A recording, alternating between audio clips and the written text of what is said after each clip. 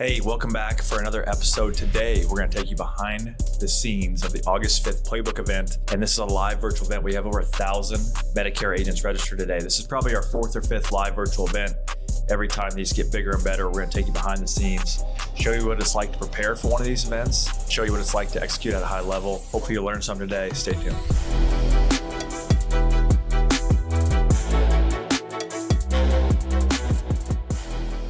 Good morning, guys. Travis Govey, Vice President of Operations and Sales here at Greening Health and Wealth, and in the heart of downtown Nashville today, getting ready for our biggest virtual event that we've ever had, and it's going to be the best event that we've ever had. And I'm going to be speaking on optimization specifically during AEP this year. And the one thing I hope every single person that attends today takes away that we're going to be talking about today is how to protect your business, your income, and your clients better than you ever have before. So super excited to go through that, how we do that here at Greening Health and Wealth, and we cannot wait to see you guys there. I'm Keegan Powell, Senior Manager of Content and Media. Today, I'm going to be talking about becoming the Medicare Authority with social media, advertising, workshops. So the goal of this is to teach these agencies that they can use social media to become this authority. We want viewers to know, like, and trust these agencies. It's very helpful. And you just want to be seen. You want this attention on social media.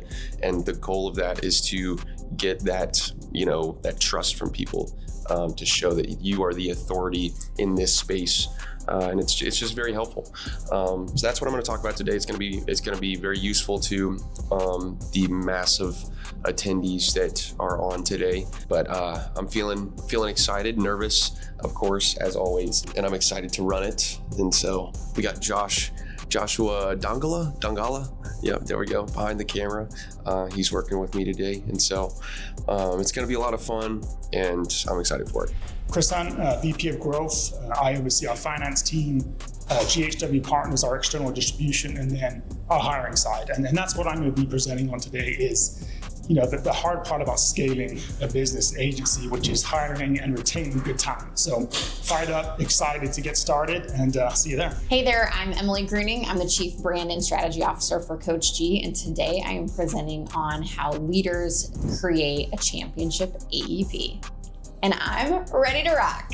It's gonna be a good one. I'm excited about my topic. I feel like most of what everybody's talking about is kind of tactically creating and preparing for AEP. And I'm gonna come in and remind everyone that you can do all that, but if you don't have a great vision and execution plan for your team and can't inspire them, it's not gonna be as good as you think. So I would ask that real quick is what is your primary line of business? If you're here right now, is your primary line of business Medicare? Is it life? Is it over 65? What is your primary line of business? Medicare. Anybody not Medicare?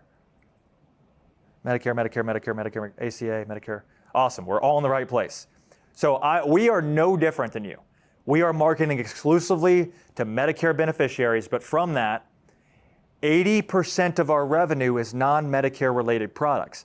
I say this all the time. If Medicare Advantage commissions went away tomorrow, if Medicare commissions went away tomorrow, our business would really not feel it. And we would operate even better because a lot of people would leave the market because they wouldn't be able to survive. So I'm telling you, if you're not diversifying your portfolio, that is the first problem in your business. And that's what a lot of today is going to revolve around, is how do we take a Medicare client and holistically protect them with all these different products? Cancer, heart and stroke, short-term care, hospital indemnity, dental, vision, hearing, annuity. Annuity is a big part of our practice. Again, we're a Medicare-focused practice, but we're generating all these different revenue streams from one very specific client. Has anybody read The Science of Scaling? Put a 1 in the chat box. I've always believed these principles, but in terms of scaling, the smaller you are, the more isolated your focus needs to be. If I was a small agency, especially under $100,000 in revenue, really under $1 million in revenue, I would be going after one consumer, Medicare beneficiary turning 65, and I would just package as many things and get as good as I could at identifying that one customer and having one sales process and being seamlessly isolated on that process. And that's what we do even at 10 million. I don't think that we are big enough yet, in my mind, to go after all these different client avatars. So we are so isolated in our focus, and that's why we get these very significant results, is because we're super, super condensed and focused. But Science of Scaling, a great book on getting super isolated and focused to scale at a large number here. Year-to-date revenue, again, 80% of our revenue comes from non-Medicare related products, and all we do is go after the Medicare beneficiary with educational marketing. Know your numbers. So I'm going to talk about some key numbers that we think you should be aware of that will help you make better decisions. And when I talk about knowing your numbers, I think this is really critical. A lot of times we make decisions on emotion. We are all at fault of that. Well, I don't like this ad, or I don't like this marketing, or blah, blah, blah. But we have no information to tell us if that is the right decision or not. And that's what I'm urging you guys all to understand here, is we make decisions based on numerical data or measurable data that can drive us to an appropriate decision. Otherwise, you're just guessing. So here's some very critical numbers that we think that you should be aware of when it comes to making decisions on where to allocate marketing and what to do. Revenue per agent per month. So on our career side, and we teach this to everybody in our platform, whether you're a career agent or broker partner or just a member of ours, this is our goal, is to get you to $20,000 per agent per month in revenue, commissions paid to you or more. At scale, we are at $29,500, almost $30,000 in revenue per month per agent. And once you have that dialed in, you just keep hiring, right? But my point being is, we deem this is what an optimized sales process looks like. From the Medicare focused agent, you should be generating $20,000 or more per month per agent. And you should know those numbers. If you don't know those numbers, that's where you need to start, is what is your revenue? We track revenue. We make decisions on revenue. So a lot of the things that I'm going to talk about today revolve around revenue. A lot of you guys have heard me talk about revenue per client. Revenue per client is our North Star. We make a lot of decisions on revenue per client. There's a reason we love the Turning 65 process so much, is because the revenue per client is such a higher average. So we're getting more for our marketing dollars. Who knows their revenue per client here? Put it in the chat box. Anybody have the average agent does roughly $400 or $500 in revenue per client. $1,500, Brian, I know that's true because he's in our platform and I see what he's writing. Alex, $900, Peggy, $400, Larry, $1,800. Larry is a trailblazing on fire with his production. Laura, $1,200, Shelton, $2,000, Sean, $850. Some great numbers here. Now, in order to get to $1,500, we have to get to $900 first. So $900 is our key benchmark, but we're optimizing you to get you to $1,500 in revenue per client. And it's simple math here, but it's an unfair advantage if you're not doing that. And I'm going to get there in just a second. Revenue per review. This, all you folks that have 100, 200, 1,000 clients, your biggest opportunity is revenue per review. Please put it in the chat box. Say it with me. Revenue per review. $600 plus. When you go into a review this year, this should be your goal, is to generate $600 in new revenue per review. And if you have never cross-sold your book or offered additional products, it is going to be your best year ever if you're implementing our processes and procedures that we've done over the last 10 years. But this is your biggest opportunity, is we want to have $600 in revenue per review, and we'll do that across the board. Our revenue per policy averages $587 across every single policy we write. And it's actually a little bit higher than there because we allocate a little bit smaller revenue when we replace a policy. But if I do simple math right here, if your average revenue per client is $400, if you're just writing a Medicare product, and you bring on 100 new clients this year, you make $40,000 in new revenue. Just by improving your sales process, just by optimizing what you're already doing, you can make 3 times, 4 times as much money. So when you bring on 100 new clients, you bring on $40,000. When we bring on 100 new clients, we bring on $150,000. It's an unfair advantage, folks. And I'm telling you, it's not only unfair advantage to us as an agency, but it's unfair to your clients. If you're not talking about these products, if you're not offering these products, if you're not being a true professional and presenting these products and being knowledgeable about these products, I really, truly believe that you are not doing your job. You are not doing your job as an advisor, and you're not doing a true holistic planning approach. I could tell you countless stories of people that had Medicare, that had cancer, that have ridiculous amounts of expenses that weren't covered because they were not offered a cancer, heart, stroke policy. We're going to get into skilled nursing today. Skilled nursing, one of the biggest end-of-life exposures that you will ever face that no one talks about. And we could simply cover that up for $100 a month. There are so many uncovered exposures that agents just don't even talk about because they're not knowledgeable about them, right? They don't know what to do. If you don't have confidence, if you don't have conviction, if you don't have knowledge in the product, you're never going to talk about it. And that's the main problem I see. I would like to know in the chat box, what is the main reason that I can see the chat box right now. What is the main reason that you are not writing additional policies? Let's get your objections out there. And it's okay if you think, hey, I'm throwing on additional garbage or they don't need that. I want to hear it. Why are you not doing it? Comfort level, not trained. I'm in the poorest state in the USA. Poor community. I've heard it all, folks. I've heard it all. Affordability.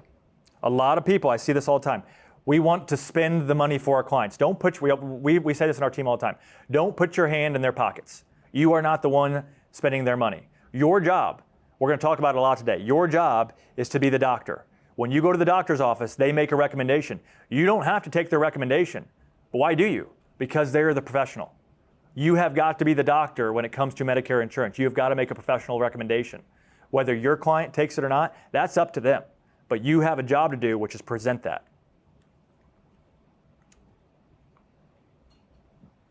Let's talk about revenue per review here. If you just go into this AEP and you have 100 review appointments and you just flip them from one Medicare Advantage plan to the other, one Medicare supplement to the other, one Part D plan to the other, like the majority of people do, you're a glorified customer service representative. Okay, you're doing 100 appointments and you're making no new revenue and your client is no better protected than when they came with you beforehand. But just by increasing your revenue per review by $600, that same 100 reviews, you're generating $60,000 in new revenue. We're going to be talking about home care today. We're going to be talking about cancer, heart, and stroke today, skilled nursing, hospital indemnity, and the riders that go along with them and why they're so important with these current plans and the changes that are going on with Medicare. Okay, all those different things. Another key metric we track is return on advertising. So I don't care what you're doing, we do it all. We do direct mailers, billboards, TV, Facebook.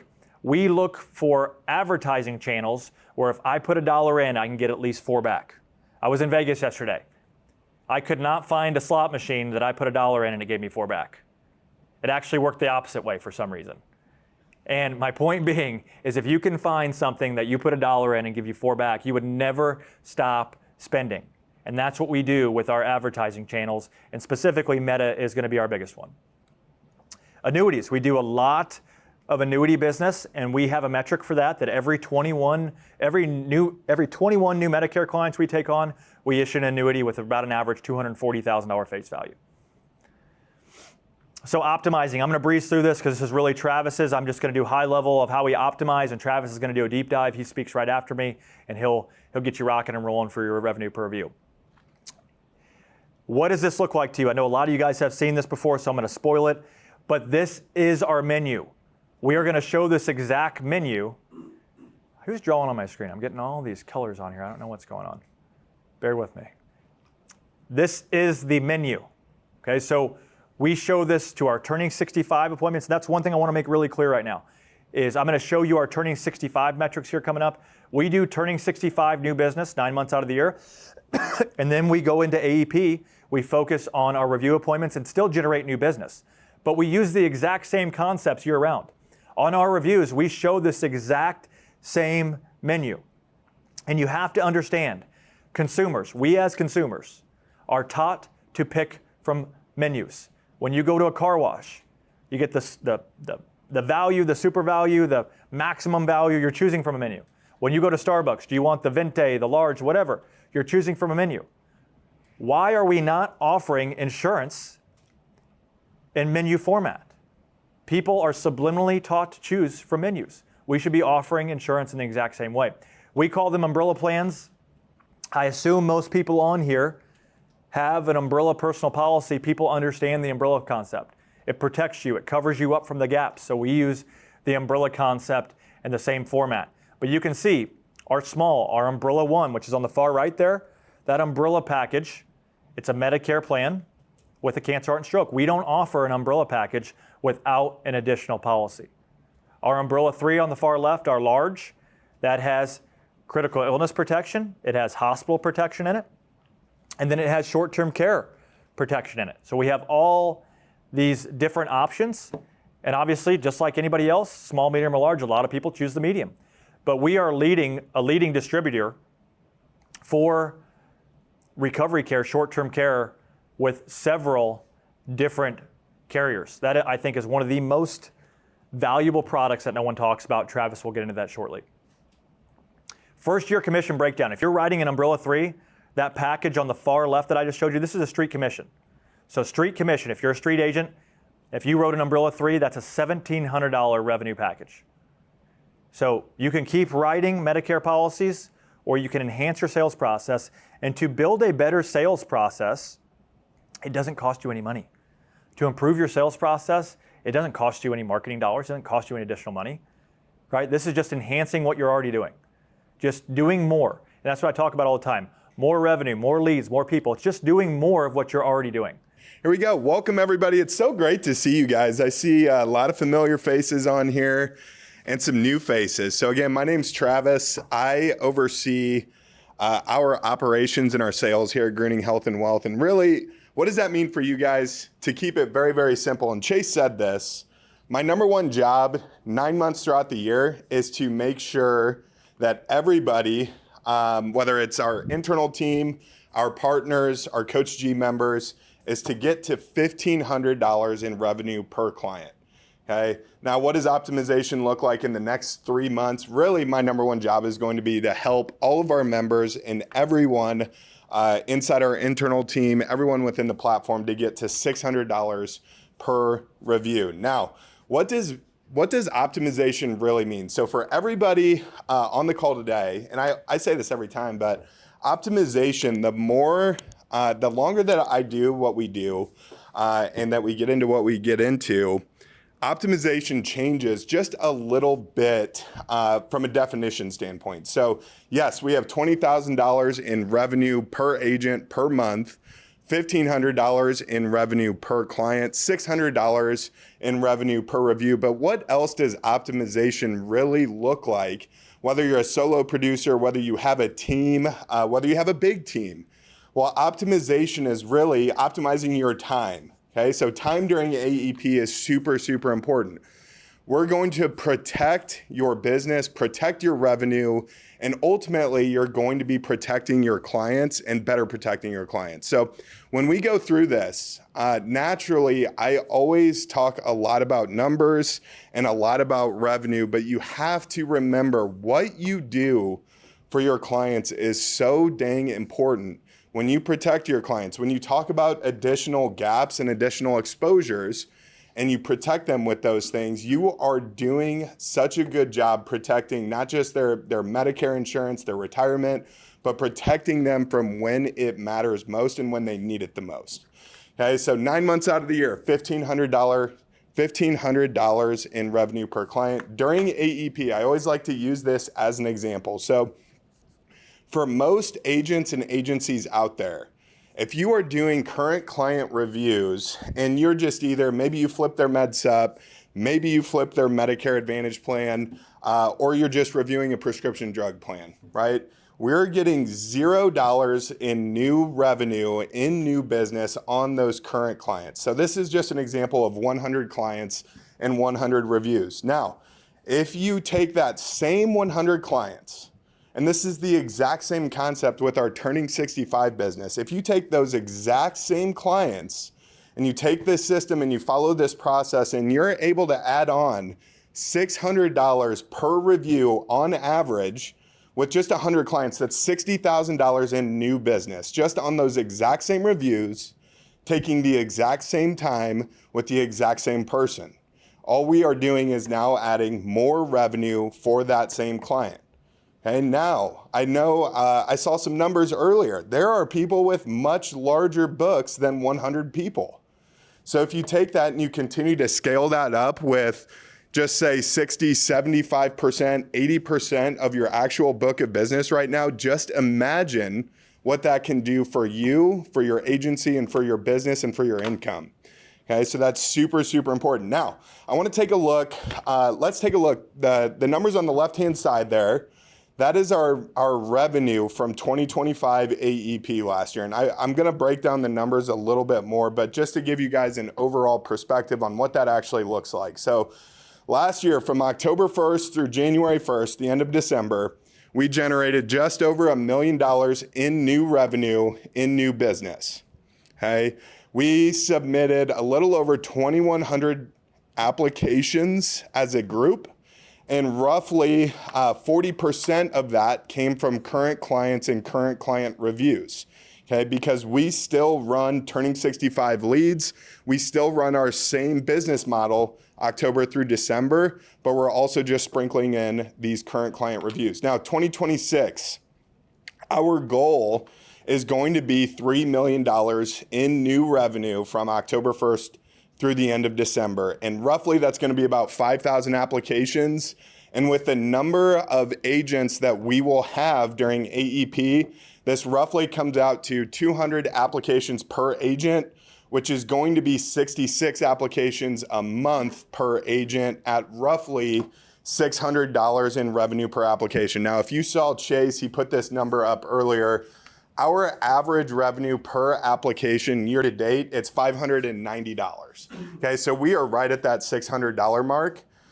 So when you really break down the numbers like that, it is super, super obtainable per agent and per rep and per employee to hit those goals. Now, again, as we go through this presentation, the thing I always want to focus on is it's a lot of people think we do something so special, and it's when I break it down, it's going to be very, very simple, and it's repeatable, and it's something that everybody on this call can take away and can start implementing as soon as you leave this call today.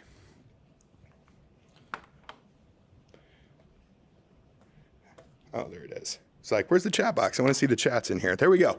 Okay, so this is, again, year-to-date production from our internal LOA team. So we have about 15 agents full-time right now. We have a few onboarding right now, and we'll have 20 by AEP. But again, just really want to break this down.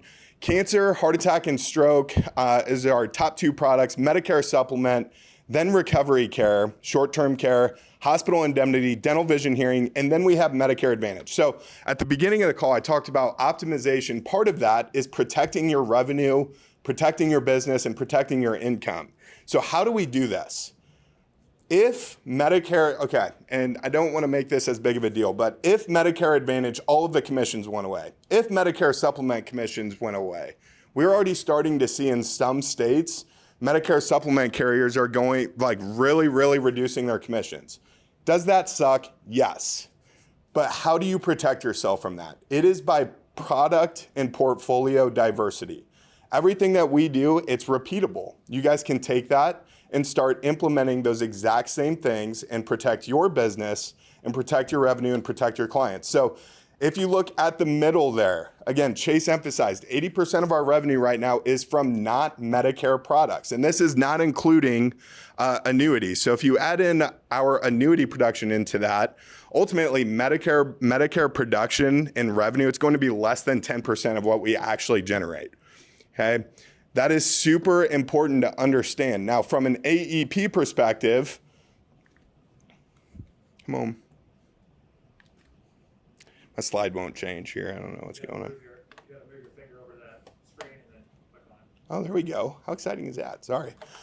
During AEP last year, very similar metrics and numbers with that. So ultimately, you can see on this one, Medicare was a little bit more swayed during AEP. This does include when we track revenue during AEP for plan flips, we don't give the full revenue. It's really, we give $100 in new revenue for plan flips. So that is taken into account on this slide. But during AEP, Medicare, it's just under 30% of our total revenue during AEP. Now, given the trajectory that we're on this year, I'd anticipate ancillary revenue is still going to be closer to 80% versus 70. But this is super important to understand. I want you guys to see the bigger picture before we start diving into each section on this. So being able to talk about multiple products in multiple different ways is going to be super beneficial for you as we head into AEP. Now, this is our flow chart for AEP. Every review that we do, it's going to follow this exact same process. Again, for those that have seen us or worked with us in the past, you've seen our Turning 65 flow chart. It's very, very similar to this. In the first section, before I really break this down and talk about this, and I'm gonna give very specific examples on terminologies that we use, ways that we package certain things, the first thing I wanna talk about is step number one. There's a video confirmation, right? So again, if I were to back up, part of optimization is optimizing your time as an agent, as a business owner. Maybe you're overseeing a few different agents. Everybody's time is so important during AEP. So I want to talk about this video confirmation. So we pre-educate every review that comes in. Every current client that we have is going to get pre-educated. Again, what does this sound like? This sounds very similar to our Turning 65 model, where every person we talk to is pre-educated. It is the exact same thing for our current clients and our current client reviews. Now, what do we talk about? What actually gets showcased during this, I call it a mini workshop before their review. So I just want to highlight some of the higher level things that actually get sent out, that is communicated, and then what are we actually going to communicate this year that's going to be a little bit different. So again, they all either have a Medicare supplement or a Medicare Advantage. So we just want to highlight the differences again, really just reaffirm what they have, or if they're thinking about changing, how do those work, right? So we're just going to talk about Medicare supplements and Medicare Advantage. And again, very similar to our workshop, our Turning 65 workshop, we are going to highlight the major exposures that either of those options have. So for those that have never seen this document before, this is a CMS document straight from Medicare that is going to highlight a few things when it comes to cancer and cancer treatment. If you read right in the middle there, Medicare may have maximum payment amounts on certain types of services and they may not cover others. Your provider may recommend that you get services more often than Medicare covers, or they may recommend services that Medicare does not cover. If this happens, you may have to pay some or all of the costs. Okay, everyone needs to be aware of this. And when I look at our umbrella coverage document here in just a second, remember you're gonna see Medicare plan, drug plan, cancer, heart, stroke, hospital indemnity, dental, vision, hearing, recovery care, or short-term care. So if you take anything away from today's call, how do I sell cancer, heart attack, and stroke to clients? And it's very simple. You do not overcomplicate this. We use the terminology non-Medicare approved expenses. And if this is the first time you've ever seen me before, take a sticky note, write it down, start using it. You will be mind blown about how many cancer, heart attack, and stroke plans you can sell because you're keeping it very, very simple for yourself and for your clients. Non-Medicare approved expenses. What is the point of cancer, heart attack, and stroke coverage? It's to cover up the non-Medicare approved expenses that anybody is going to have when it comes to a Medicare plan. Okay, so what about skilled nursing, right? So again, this is the document right out of Medicare and You. It highlights 3-day inpatient hospital stay. The second thing, which it doesn't show in here, the second requirement for Medicare and Medicare Advantage is you have to show continual improvement. Okay, and I don't want to get too much in the weeds on this, but for those that don't know, so on average, Medicare checks the progress of someone showing continual improvement every 14 days. As of right now, Medicare Advantage does this every 3 days. This is single-handedly the biggest exposure when it comes to Medicare insurance, and protecting and draining someone's retirement and their assets, is how Medicare covers skilled nursing. So yes, we highlight the 100 days because that's very important. But what happens if I have an observation stay versus an inpatient stay? What happens if they check my progress and I'm not getting better? It's going to stop covering that. How do you fix that for your clients? So it's super important that you're educating your clients on these things, okay? This is the same concept and the same principle that we use for turning 65 leads, okay? So I use this example all of the time. When you talk to a new client, they are turning 65 and they are coming to you because they have a very specific problem. They have a very specific question. Oftentimes these questions are, how do I avoid penalties? How do I sign up for Part A and Part B? How do I know Medicare Advantage versus Medicare Supplement? What's going to be the best fit for me? That is a problem, but it's not the problem. The problems that you need to know and that you need to educate your clients on is that no matter what plan they have, maybe they're staying on employer coverage, maybe they're going to Medicare, no matter what plan that they have, there are going to be major exposures and there's major gaps when it comes to any type of coverage. It could be related to cancer, heart attack, stroke, skilled nursing facilities, assisted living facilities are not covered by Medicare. And then when it comes to home health care, there are extreme limitations on how Medicare actually covers those things. So I always like to simplify this. As an agent, what is your job? Your job is to educate on Medicare. What are the options? What are the exposures? And then what is the solution for that? That is our job. And if you're not doing that for your clients, you are doing a disservice for that. So many of you guys have no clue what you're leaving on the table. And following Travis is always a fun thing because I love to always throw him under the bus on this affordable choice opportunity, because my very first introduction to Travis was Chase telling me that Travis has no interest in the underage 65 market except for bringing them on the ancillary products. And then after Travis and I talked that day, and we did talk that day, he wrote one that day. So, and he's still writing them. So I love to shout out Travis. I love the CoachG team. You guys have become an extension of my team and my family. So thank you for all you do for all the agents that are watching today, because agents, I will tell you, what you do is hard. I want you to remember that. And you are worth every penny you get paid, every penny. So do not leave money on the table. I talked yesterday with another group, and the agent, you're going to love this, Chase. She is starting to sell home health care to 30 and 40-year-olds for when they are having C-sections and surgeries, and they are getting reimbursed money for people coming in and taking care of them, their family.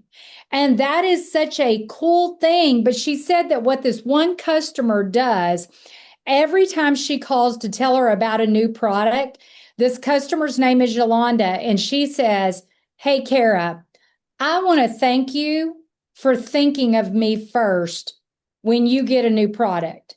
And she has 11 policies with Kara. 11.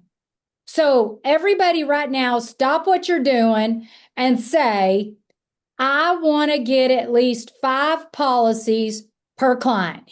If you don't write it down, it's not going to happen. Okay? Now, I see Danny Munger on here. I haven't seen you in a while, so welcome, sweetheart. Glad to have you here. But what I am excited about today is when you look at this slide is the way you build your business. If you don't know what you make off of each item in your store, how are you effectively running your business? When you think about a client, and let's say you got a lead for turning 65, because that's how most of y'all think on this call. But let's just say the client put that they're 65, because y'all, I've had my AARP card since I was 22. Do you know how I got a AARP card at 22? my boss filled out a card and put that I was 65. And the reason he did that is so that I would know what my seniors are going through. So a lot of times you're going to get a T65 card and your client's 63, but they want to know before they turn 65, right? So if your lead is only for the T65, but they're 63 wanting to know, and you call them and you go, oh, sorry, can't do anything for you. You're not 65 yet. You just blew off a gold mine. I know how Chase teaches this. I know how I teach this. When I get a 63-year-old, they're buying everything on this page. Because, I know they're going to die. They may not know that yet, but 1 out of 1 die. So if you're not selling them final expense, or you're not selling them living benefits, or you're not selling them term life, shame on you, my friends. That's the easiest way. Think about when you go into a casino. I went last week. I didn't share this with Chase yet. Was not my finer moment on a cruise ship. But me losing $500 is like a big loss, right? So if I knew that I could put $500 a year in a slot machine and get $1,500 back in that year, would I do it? You all should be shaking your head. Yes, yes, yes. That's like the amen in church, right? Yes, yes, yes. Okay. When you look at this slide on the left right there, that HI Select, if that person's on an ACA plan, they need that HI Select. It's got the greatest deductible buster. It's got a $10,000 pay on occurrence when they walk into an ambulatory surgical center or a hospital. If you add that $10,000 on there, that just took care of the new deductible coming out, which is $12,100 on ACA plans. It just took care of 80% of their deductible. And you're not even talking to them. That right there is spouse in the house, my friends. Use it all day. When you're my partners, you get to use my trademarks. Now, lump sum cancer plan. Y'all hear this from Chase all the time. 1 out of 2 men, 1 out of 3 women. 87% of cancers are going to happen in people ages 50 and older. My people would call the next day and say, my boss has got to get you to sign this declination form because I won't be paid. She doesn't want anybody else devastated by the financial part of cancer. It's okay that you say no, but I need you to sign the form. You'll sell a third of those the next day. The problem is you guys are scared of this little thing that Steve Jobs created called the iPhone or the Android, if you're still using that. Think about what a bundle salesperson he is. You can't even go in and buy one of these and not walk out with 3 or 4 things. And y'all do it every day and don't bat an eye. So you're spending $1 a day to assure a piece of equipment that you're never going to use because you're going to update your phone. But yet you won't spend $1 a day on these plans on yourself, on your parents. Those home health care plans that Chase was just talking about, if you've got people taking 2 or more prescriptions, that plan becomes free for them. Did y'all know that? If you didn't know that, put in the chat. I didn't know that. I need to get contracted with Manhattan Life and start selling home health care. You sell 2 a week. Do y'all know what you make a year? I don't see any bobbing up and down in the affirmative, so I'm going to say $36,000 a year. Some of you that were school teachers weren't even making $36,000 a year. And you're not going to ask about home health care? The way you do that is you start asking, how many prescription drugs are you on? 2? Oh my gosh, I can get you a home health care plan for nothing right now. Sign them up. Because your competition They may not know me and Chase, and they may not be asking this question. This may be the way you get the health insurance sale. This may be the way you get the annuity sale. Because then you say, by the way, how much interest are you earning on your investments right now? Are you earning at least 7%? Because if not, I can help you with that with no loss of principal. Bam, now you got an annuity sale. I hope Joe Pate's watching. You're welcome. But that's how I sold annuities. You guys have got to get it together before this AEP starts, because let me tell you what's going to happen. The subsidies on under age 65 are all but gone.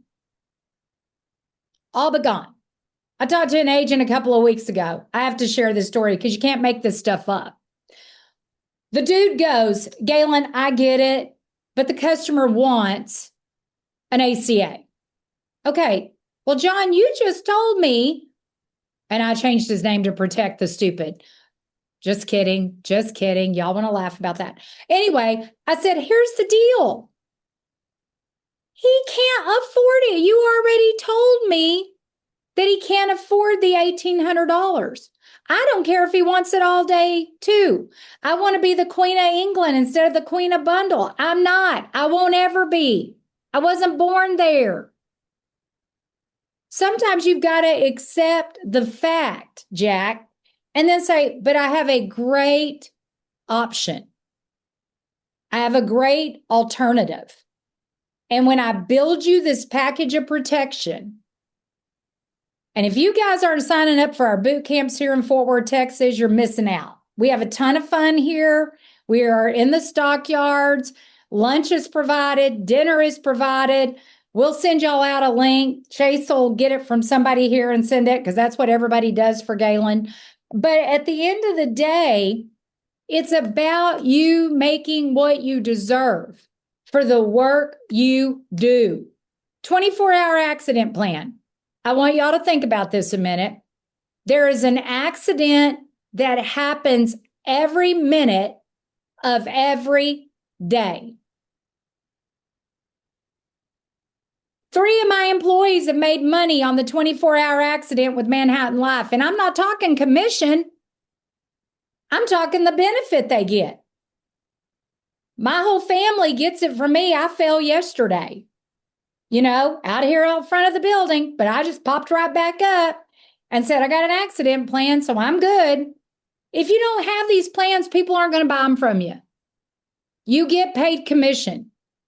And you want to know something about that 24-hour accident plan? You can write people up to age 74.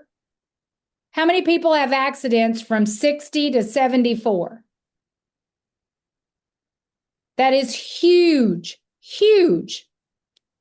I cannot talk enough about home health care. I gave y'all so many nuggets today. I should do a pop quiz.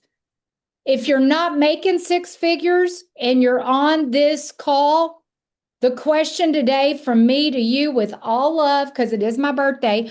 By the way, I turned 63 today, and I was born in 63. Probably won't ever happen again in my lifetime, unless someone sends me a drug that makes me live to be, 163. But my point in telling you all that is I have more excitement about all these plans than a lot of y'all put together, because I know what they've done for my clients. I know how they've taken care of them when they couldn't work for 6 weeks, how they had a cancer diagnosis and had to be off work for 4 months. And if y'all don't think people don't fire people because they have cancer, they do. They do. Heart attack and stroke, very prevalent in the under age 65, have to be off for 6 weeks. These people don't know how to provide for themselves because they weren't saving.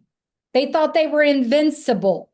So the question you do is say, hey, John, would you rather use your money or spend $1 a day and use Manhattan Life's money or Aetna's money? That's a choice closed. I know some of y'all, God bless your hearts. That's a Texas thing. That's a Southern thing for saying, I'm going to help you today, because The truth of the matter is the zeros are going away. And when they do go away, when they don't go away, the out-of-pocket increases. Think about a senior citizen walking in to get her chemo and being told she needs to come up front with $12,100. Do you want to be on the other end of that call from her son and daughter? Because I don't. So I get a declination form and I get that sucker signed. So when those kids call to chew my behind, I'm going to simply say, I tried everything I could to protect you. The only thing I didn't do is have your phone number. So you know the way I overcome that now? I ask these kids, I ask these parents, who helps you make your financial decisions? I'm not talking for zero premium. I'm talking for when you're at the oncology clinic and they're asking you for 12 grand. Just like you would do anything to save your child's life, they'll do anything to save your life. But it's easier to pay $1 a day than to deplete their 401k. And you don't want to do that to them, Mrs. Jones. I know you don't. I don't want to do that to my kiddos. That's why this OmniFlex plan, your kids want to buy that for you. You don't need any more junk in the trunk, and neither do I. And I'm not talking about my behind right now. I am talking about the trunks at home that you fill all the stuff up with a bunch of junk that these adult children are going to have to go through when you're in a nursing home situation or assisted living situation. They would rather you buy this plan for them. Agents, if you've not bought a plan on your parents, then you've not been a caretaker yet. That's the first plan you buy for your parents. First plan. And all of these plans get you on a Manhattan Life trip. Now, what's cool about this slide, if you hadn't figured it out yet, and I'll talk about dental, vision, and hearing, because that's where I'll leave you with a little bit of funny, so y'all remember what to do when I leave today. But this total agent annual income is $3,877.30. These are all street level comps. Okay? Yes, they're in Michigan. Go for it. So if you do this 50 weeks a year, that's a $500,000 income. Not in New York. I'm working on it. But here's the deal. If you're not making $500,000 a year, the question is you're not asking enough people. You're not talking to enough people. The biggest compliment in your store, in your business, is for somebody to bring somebody to your store. Okay? So you want referrals on this. I am telling you, if you are not in the youngest spouse market, spouse in the house, on Aetna's plan, you get to use the youngest spouse on their cancer plan. It's a huge, huge win for your client. Huge win. And just like somebody said there, not all of this is discussed in one appointment. We have and we haven't. It's where your client takes you is where you go. So when you're talking to a client, it's about taking care of them. So let me just give you the dental, vision, and hearing real quick. Very few people you're going to talk to are not going to have their hearing, not going to have their sight, and not going to have their teeth. They're going to have one of those three. The best way to detect a brain tumor is through a vision exam. The best way to detect cardiac illness is through gum disease. These are preventative plans. And you know what you guys have in a dental, vision, and hearing plan that I didn't have 41 years ago? I didn't have guaranteed issue. Guaranteed issue means everybody gets it. Do you know what the two questions are on the home health care plan? Are you currently in home health care or assisted living? And can you do all 5 of your daily livings. They're not asking if you got cancer. They're not asking if you got a heart attack. They're not asking if you're on high blood pressure. Almost everybody you see can take that home health care plan. 24-hour accident plan, same way. You guys are going to miss the best open enrollment of my career this year if you are not on board. So what I want to finish with is thank you for listening to me. Thank you for making this world a better place and following me and talking to me and laughing with me and loving on me for my birthday.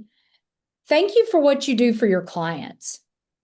But to Chase and the team there, thank you all for always including me, for making me feel like I matter. I appreciate all of you tremendously. And Travis, my call out to you right now is I need at least 100 affordable choice policies from you this OEP. So, Chase, turning it back over to you. If you got anything, you let me know. Sweet, let's do it. All right, everybody. Well, my name is Matt Monticelli. I am the Director of Marketing at Gruning Health and Wealth. And what we're going to go over here today is AEP, right? And we're going to show you a little bit inside of how our system works all 12 months of the year, not just AEP, right? But the theme of today is AEP. So for us, I know that Travis had gone over a little bit of what our revenue looked like last year during AEP. And we generated, from Travis's stats, 40% of our total annual revenue, from reviews. And that is not including new business. So we run a high functioning turning 65 funnel all throughout AEP as well, which actually turns into being over 50% of our total revenue generated during those 3 months of AEP, right? 7 weeks. And so I'm curious here on the next slide, we can go to it. How many people, right? I know we had a couple people in here with some big books of business. How many people in here have felt the long days of AEP? Let me get a 1 in the chat if you feel like after that week or 2 of AEP, we are just worn out and ready for this thing to be over, right? Ones are flying in, of course, right? I've been there myself. I was a Medicare broker. I guess I still am licensed. I don't really sell a whole lot anymore though. So I know your pain. I feel your pain. And when we built this thing out, like we took all of my past experiences, Chase's, Travis's, Chris, everybody in our organization, we came together and said, how can we make this not only the best experience for our clients, but the best experience for us, right? Because we know what these long 14-hour days look like, right? And it's the same thing over and over, right? I know a lot of us are probably familiar with that term Groundhog Day. So it just seems like the same things happening day after day, appointment after appointment, and it just becomes very monotonous, okay? And the other part of the AEP trap is that you are most likely sending mailers, postcards, things that are getting very minimal reply in response, right? And you're trying to be proactive. You're trying to get out there. You're sending, mailers, paying all this postcard fees and things like that. And people are just not responding at the rate that we want, okay? The other thing here, I know eats up a ton of times is when we are dialing our entire book of business, trying to get those people on the calendars, right? And we know we all love our clients, but as soon as we get these clients on the phone, we're hearing about Mr. Bobby's grandson's baseball tournament over the weekend and all these other things. And we're never able to just schedule the appointment, right? These things always just kind of branch off into these conversations. You're hearing about this $600 deductible that they had to pay in January when they went to pick up their Eliquis. And it's the same story you've probably already heard 3, 4, 5 times throughout the year, but they have to tell you again when you're busy trying to schedule your AEP reviews. Okay. And what also happens is once we get these reviews going, we're spending 90 minutes or more. And I'm curious if we can get some interaction in the chat here. What is your average time spent in an annual review appointment? Like your AEP appointments, how much time are you spending with people, right? 40, Sherry, there you go, 45 minutes, hour, 90 minutes, right? And we figure that 60 to 90 minutes is typically where most people are going to be at, right? And then, for those that are driving, right? And that's always something we don't consider. If you're traveling to your appointments, right, that adds up, right? That's eating up your calendar. So we know these 90-minute, 60-minute reviews, clients are unprepared. We're explaining the same things over and over and over again, ultimately turning into Groundhog's Day. All right. And then we also have those clients, right? We love these clients. They wait until December 5th to finally respond to all of our emails, right? And they are like, hey, I'm ready. Haven't heard from you. How come you haven't reached out to me? And you're like, I just sent you 50 different emails and postcards, right? And all this other stuff happens. And we're always going to have those clients, right? So our goal in CoachG and our experience, right, is that we want to eliminate this AEP trap as much as we can. All right. And Chase, if you can go to the next slide here. This is what we feel like at the end of AEP. Don't skip that one. That's why I wanted the controls, because he was going to skip this. So this is how we feel at the end of AEP, right? Just everything's on fire around us. We've overdosed on caffeine. All right. We don't know what happened today, let alone what's happening tomorrow, right? Everything is just kind of all boiling over and just hands on our head. All right. So now you can go to the next slide, Chase. And so ultimately, as we scale, more clients should not mean more chaos, right? And that's typically what happens. When we get our first 100 clients, right? AEP is cool. It's easy. You can handle, the people calling you last minute. Yeah, I'm free now, so on and so forth, right?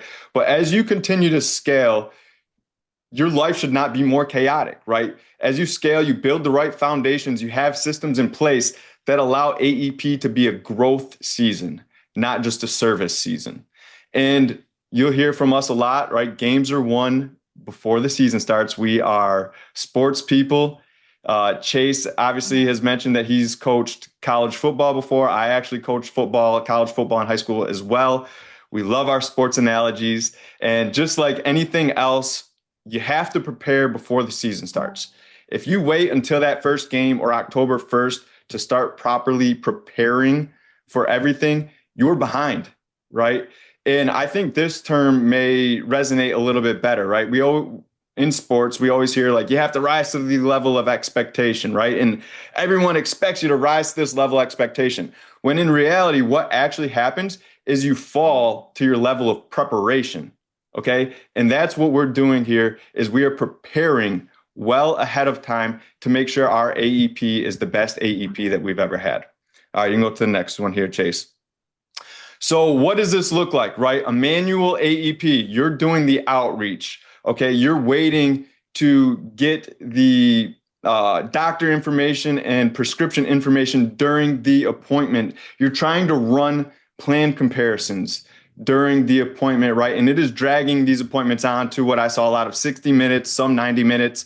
And I'm sure there's people in here that are running more than 90 minutes and they didn't want to put it in the chat, right? So we've all been there before, and we've all been there before, right? So you're having those 60 to 90 minute appointments and you are just rewriting plan after plan and ultimately burnt out, looking like Chase a couple slides ago. Okay. So what we do in CoachG is clients schedule their own appointments, okay? And we'll go into this deeper here in a little bit. Clients schedule their own appointments. They choose when they're available based on our availability, okay? And that's huge, right? Because we know we play this back and forth with our clients where we call them, they're not at home, they don't have their calendar pulled up, because most of them don't have their calendars on their phones, right? So they're not able to actually see when they're available, and there's just this kind of circle that we're chasing people around, right? Like a dog chasing its tail. We're not able to actually get these people on our calendar efficiently, okay? Our process also, we collect doctor and prescription information before the appointment. Okay. And in a perfect world, we're running these reviews before October 15th, right? When the ANOCs come out officially on October 1st. And what all of this does is it cuts our reviews down to 30 minutes. Okay. And what you're going to see here in a few slides is that this is time saved for new business.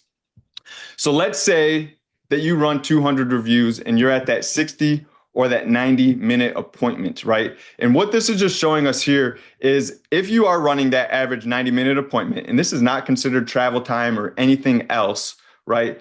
That is eating up 300 hours of your time, okay? That is the entirety of AEP. So if you're running 90-minute appointments, you are totally maxed out at 200 reviews, okay? How do you expect to scale and continue to grow if you can't get done more than 200 reviews, right? You're essentially going to have a lot of churn on the back end. If you're running 60-minute appointments, 200 reviews is going to take you 200 hours. I did not need a calculator to be able to get that math done. So 60 minutes reviews, 200 hours, right? That's still multiple days of your AEP that is spent doing reviews, right? Not growing your business. So the goal here is to get these cut down into 30-minute appointments, take those 200 reviews, 100 hours of time, right? And then obviously we can continue to scale there and become a lot more efficient. Next slide, please. So how does this machine work? All right. There's as simple as this, a 4-step process. Okay, we do outreach. So we send a series of text and emails starting early September, right? Remember, the game is won before the season starts. We send this stuff out in early September, and we have a specific calendar, which I'll show you here in a couple slides, that is only open starting October 1st. Okay, we don't want people to start scheduling in September for the reviews, but we want to start communicating that reviews are coming, right? And start going through all the changes and things like that. So what happens, and let me rewind real quick.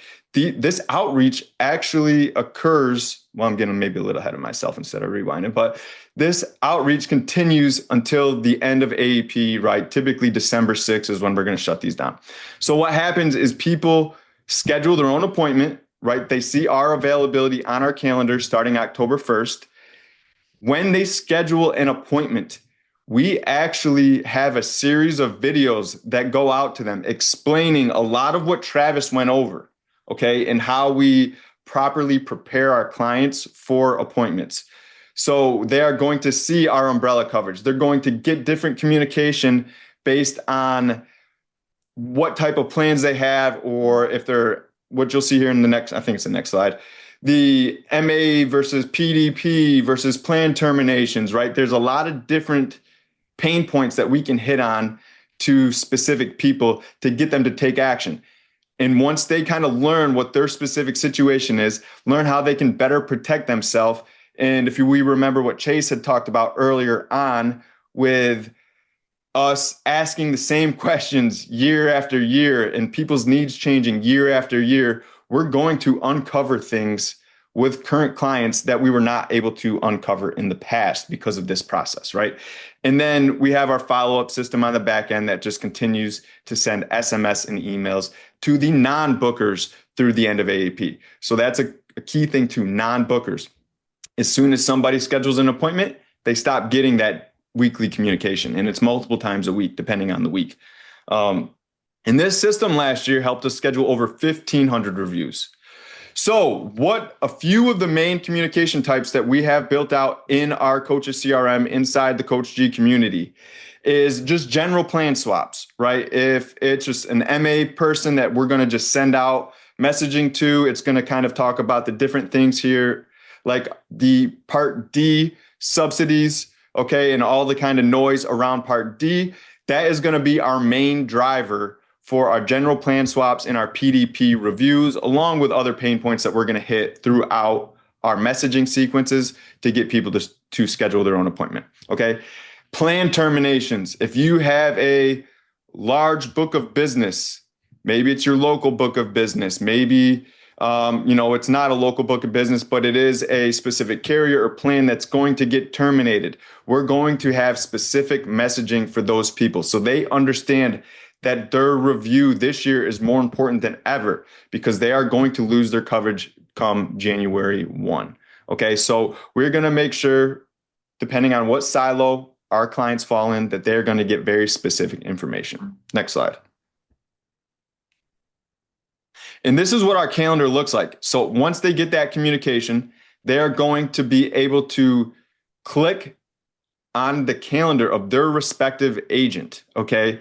I have Bryce pulled up here. So if Bryce, we are sending Bryce's clients his specific calendar. And as you'll see, I did 2 screens here because on the left side, right, this is messaging that we're sending out in September. On the left side, you're going to see that there are no slots available in September. It's because we have a very specific calendar and system that only opens up October 1st for these people, okay? So they're not going to be able to book before ANOCs are released. They're going to be able to book October 1st. We can get our reviews out of the way before the 15th, take an intake form, and then we're off and running to the races once October 15th happens. We already know what plan these people are going into.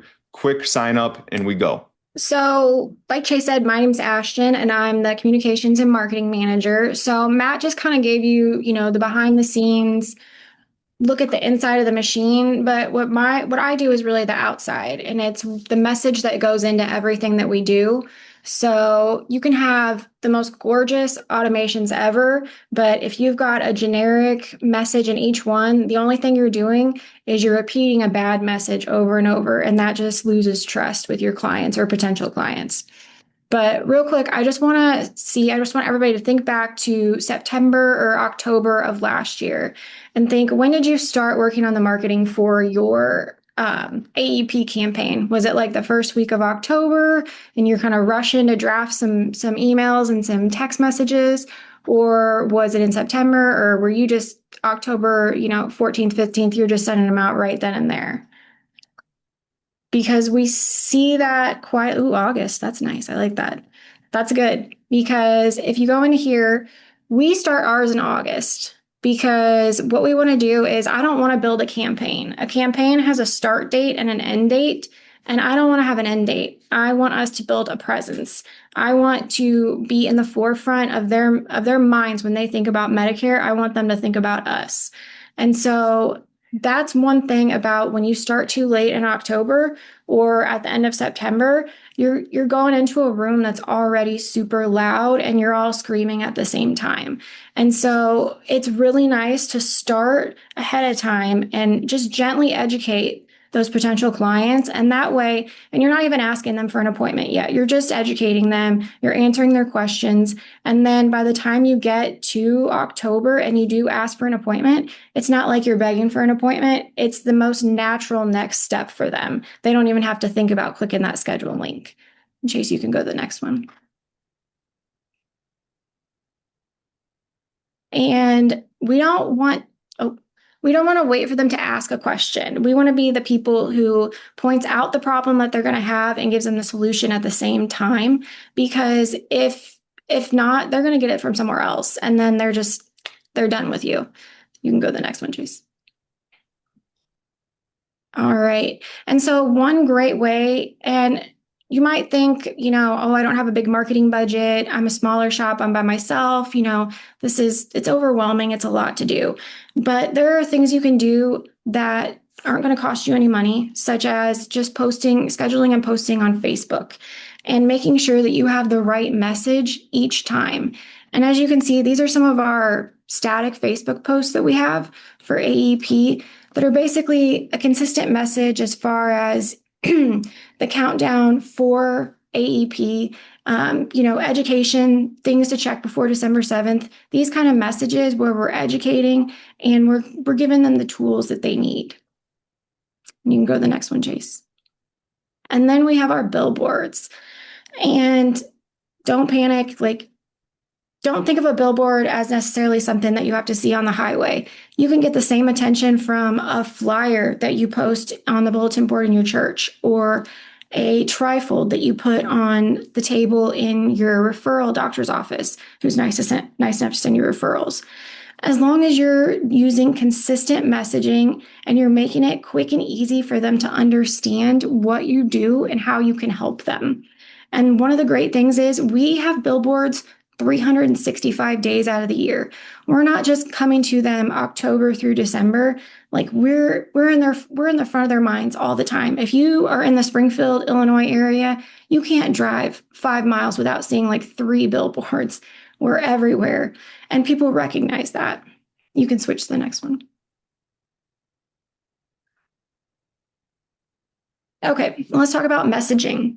So I know Medicare isn't one size fits all. There's no plan that's going to be the same for everybody. So why would your messaging be the same for everybody?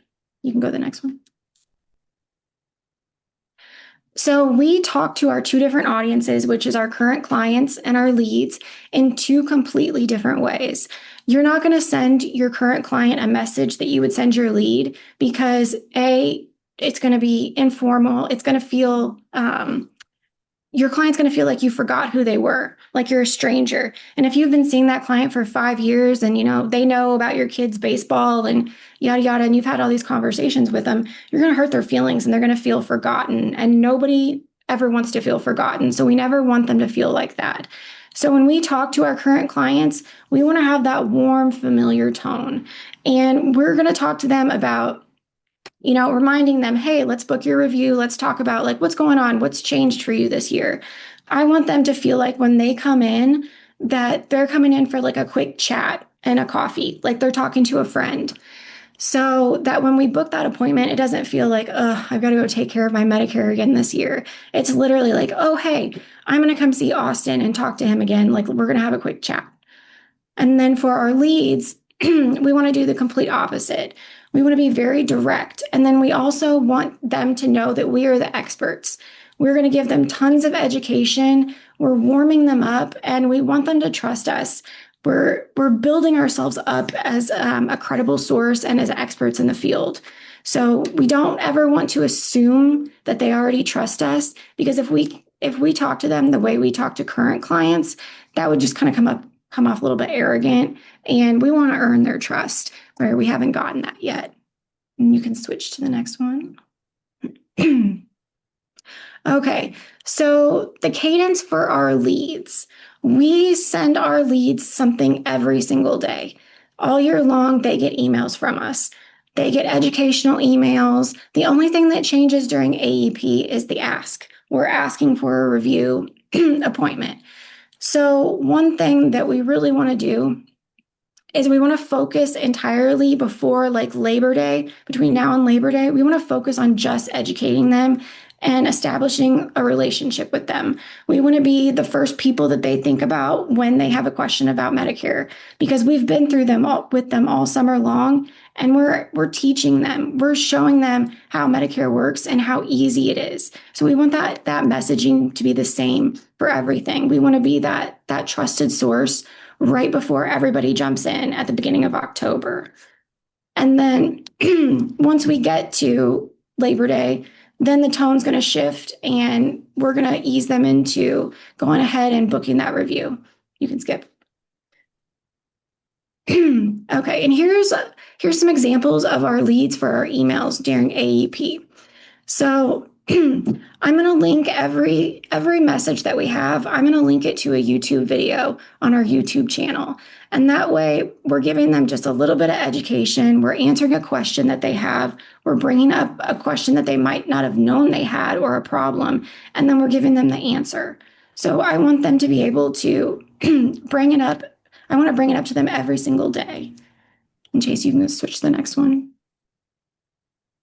Okay, and then our current clients, those we don't send as heavily. In early September, we'll kind of send them, I'd say about 2 to 3 emails a week.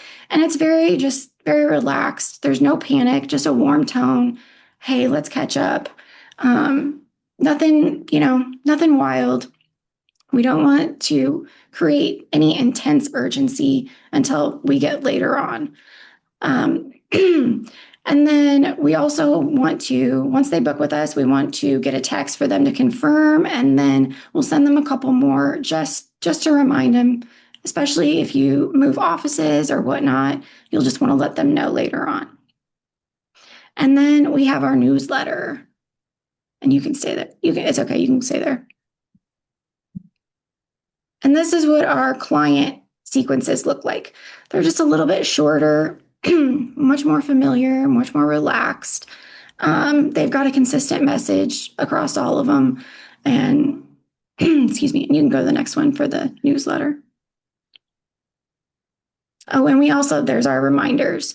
And so every time after they book a review, they'll get those 2 to 3 reminders afterwards, which is really great because we have so many clients. I feel like before we started doing that, that would get confused and not show up on the right day or the right time. So this really helps cut down that confusion.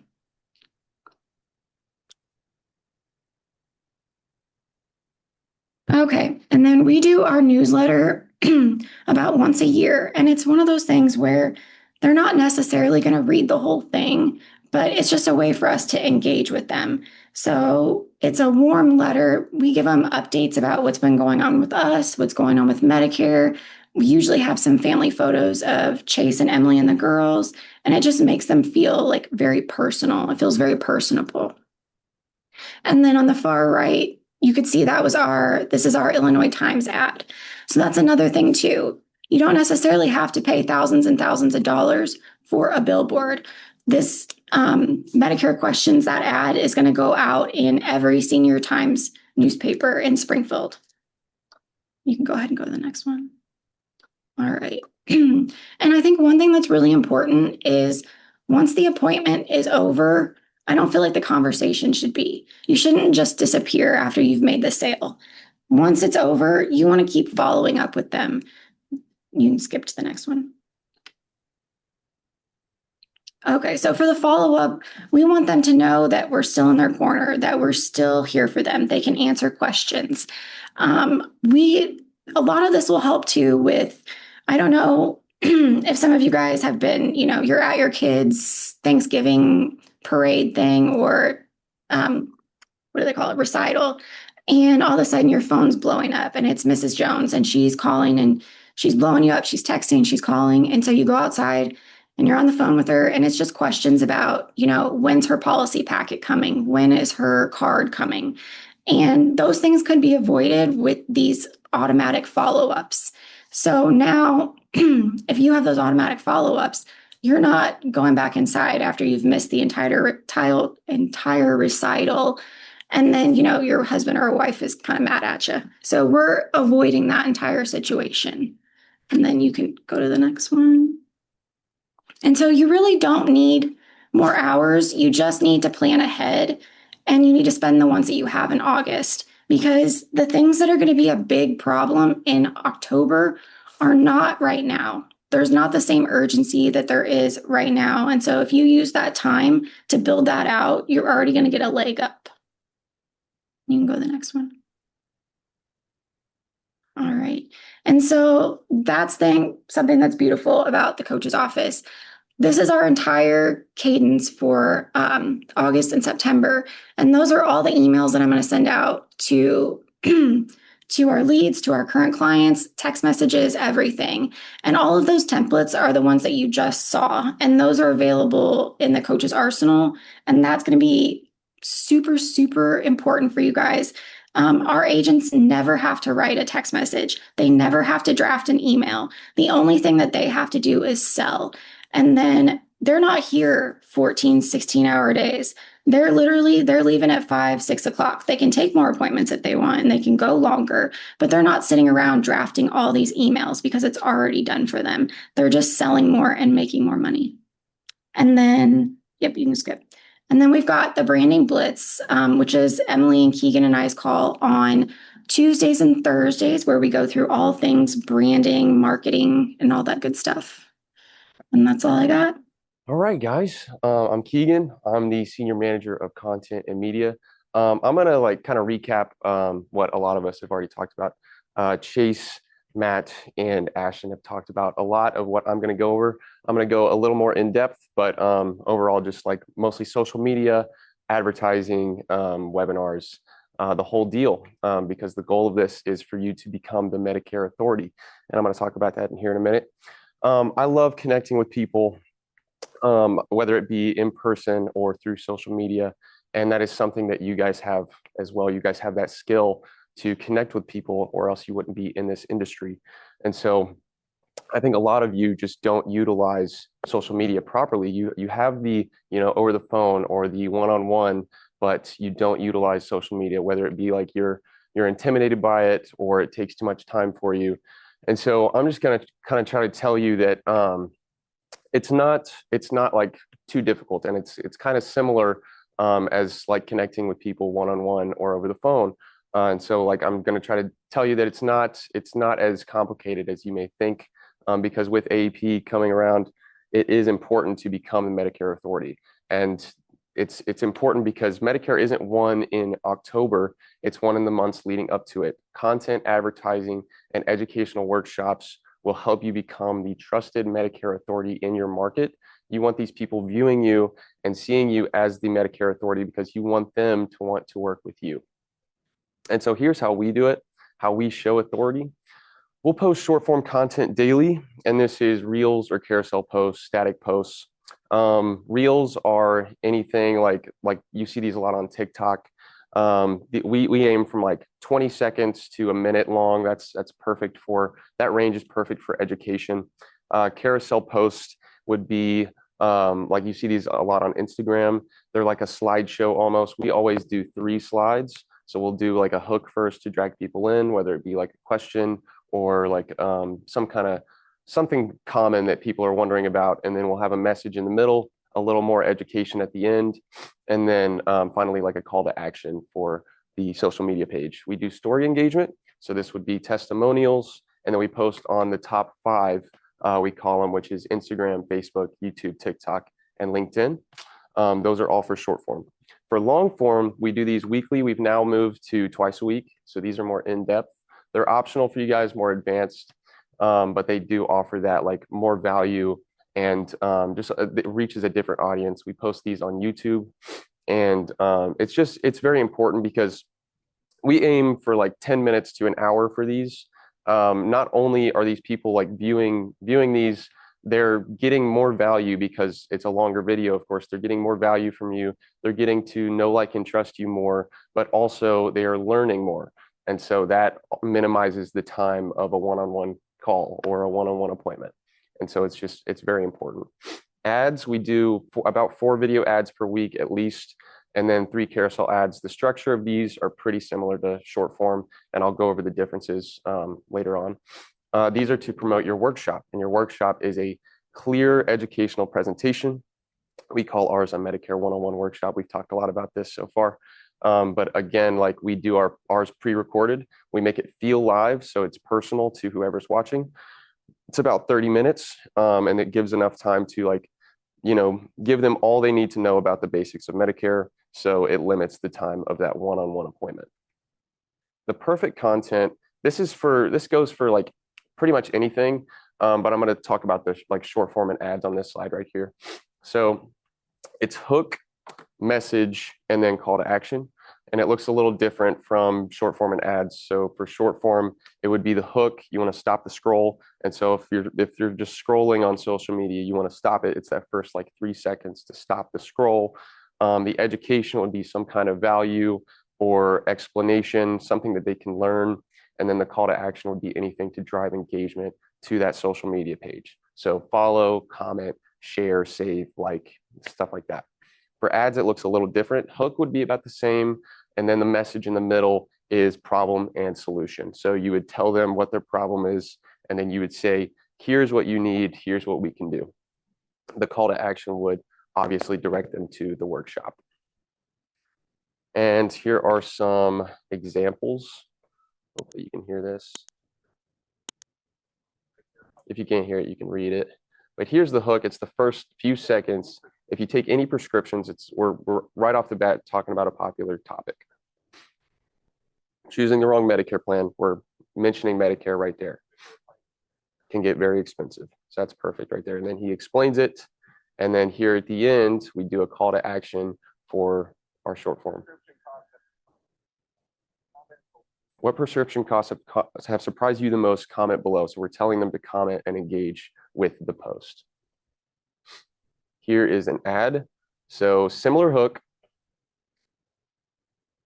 This is the Medicare question everyone asks. That's a hook that can go for short form or ads. And then he explains it. I'll let us watch this a little bit.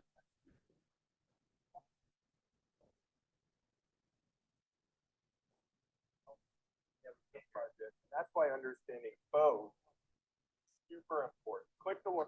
And right here, click the learn more button. I'm gonna turn this down. click the Learn More button below, because this is an ad, so there's a Learn More button down below. Click the Learn More button below and register for the workshop. So that's the whole point of an ad, that's the call to action. Here's carousels, the difference between two carousels. So it'd be a carousel ad on the top, carousel short form at the bottom. So similar structure for the first two slides. The last slide would be, for an ad, it's talking about the Medicare 101 workshop. And then for the short form, it's a little more education. And then down here at the bottom, that bottom left of the third slide, it's saying share this with someone. So ideas, I know this is a lot. And so ideas, it's hard for people to come up with ideas. The best ideas are already all around you. Like the questions you get every day, the objections you hear, the mistakes you hear people make, the stories people tell you. If one person is wondering it or asking it, then thousands are doing the same thing. So just remember that anything that you hear can be turned into content. And you can never run out of ideas, because with the use of AI now, AI is just very helpful. It's not going to replace you, but it can make you faster. You can use it as your assistant. It can help you come up with ideas, write hooks, build scripts. Get one that you trust. So like ChatGPT, Gemini, Claude. Get it to know you personally and your agency. Get it to know your brand, and then give it an idea, give it a question, and like have it help you, like have it work with you on a script or a prompt. That'll make filming a lot easier, or creating if you're doing like a carousel. So we just talked about pre-production. Now this is production. This is filming. So this goes for all filming. I know it says short form and ads, but this goes for all filming. So find a good location, like a professional setting, maybe an office, maybe with a bookshelf behind you. You don't want too much movement behind you, like people walking around. You don't want too many distractions, but you also don't want it to be too bland. You don't want just like a blank wall behind you. Set up lighting. So this is tricky. You don't want to look like if you're filming, you don't want to look like an angel, but you don't want to look like a shadow either. You want to be well lit, but not too well lit. You could face a window, a ring light, maybe a well lit room. You just want to be bright and even. And then you'll set up your camera or microphone. I recommend using a microphone. You don't need to if you have like a good microphone on your camera or your iPhone or whatever phone you're using. I wouldn't recommend using a phone unless it's like one of the newer ones. I love using a camera.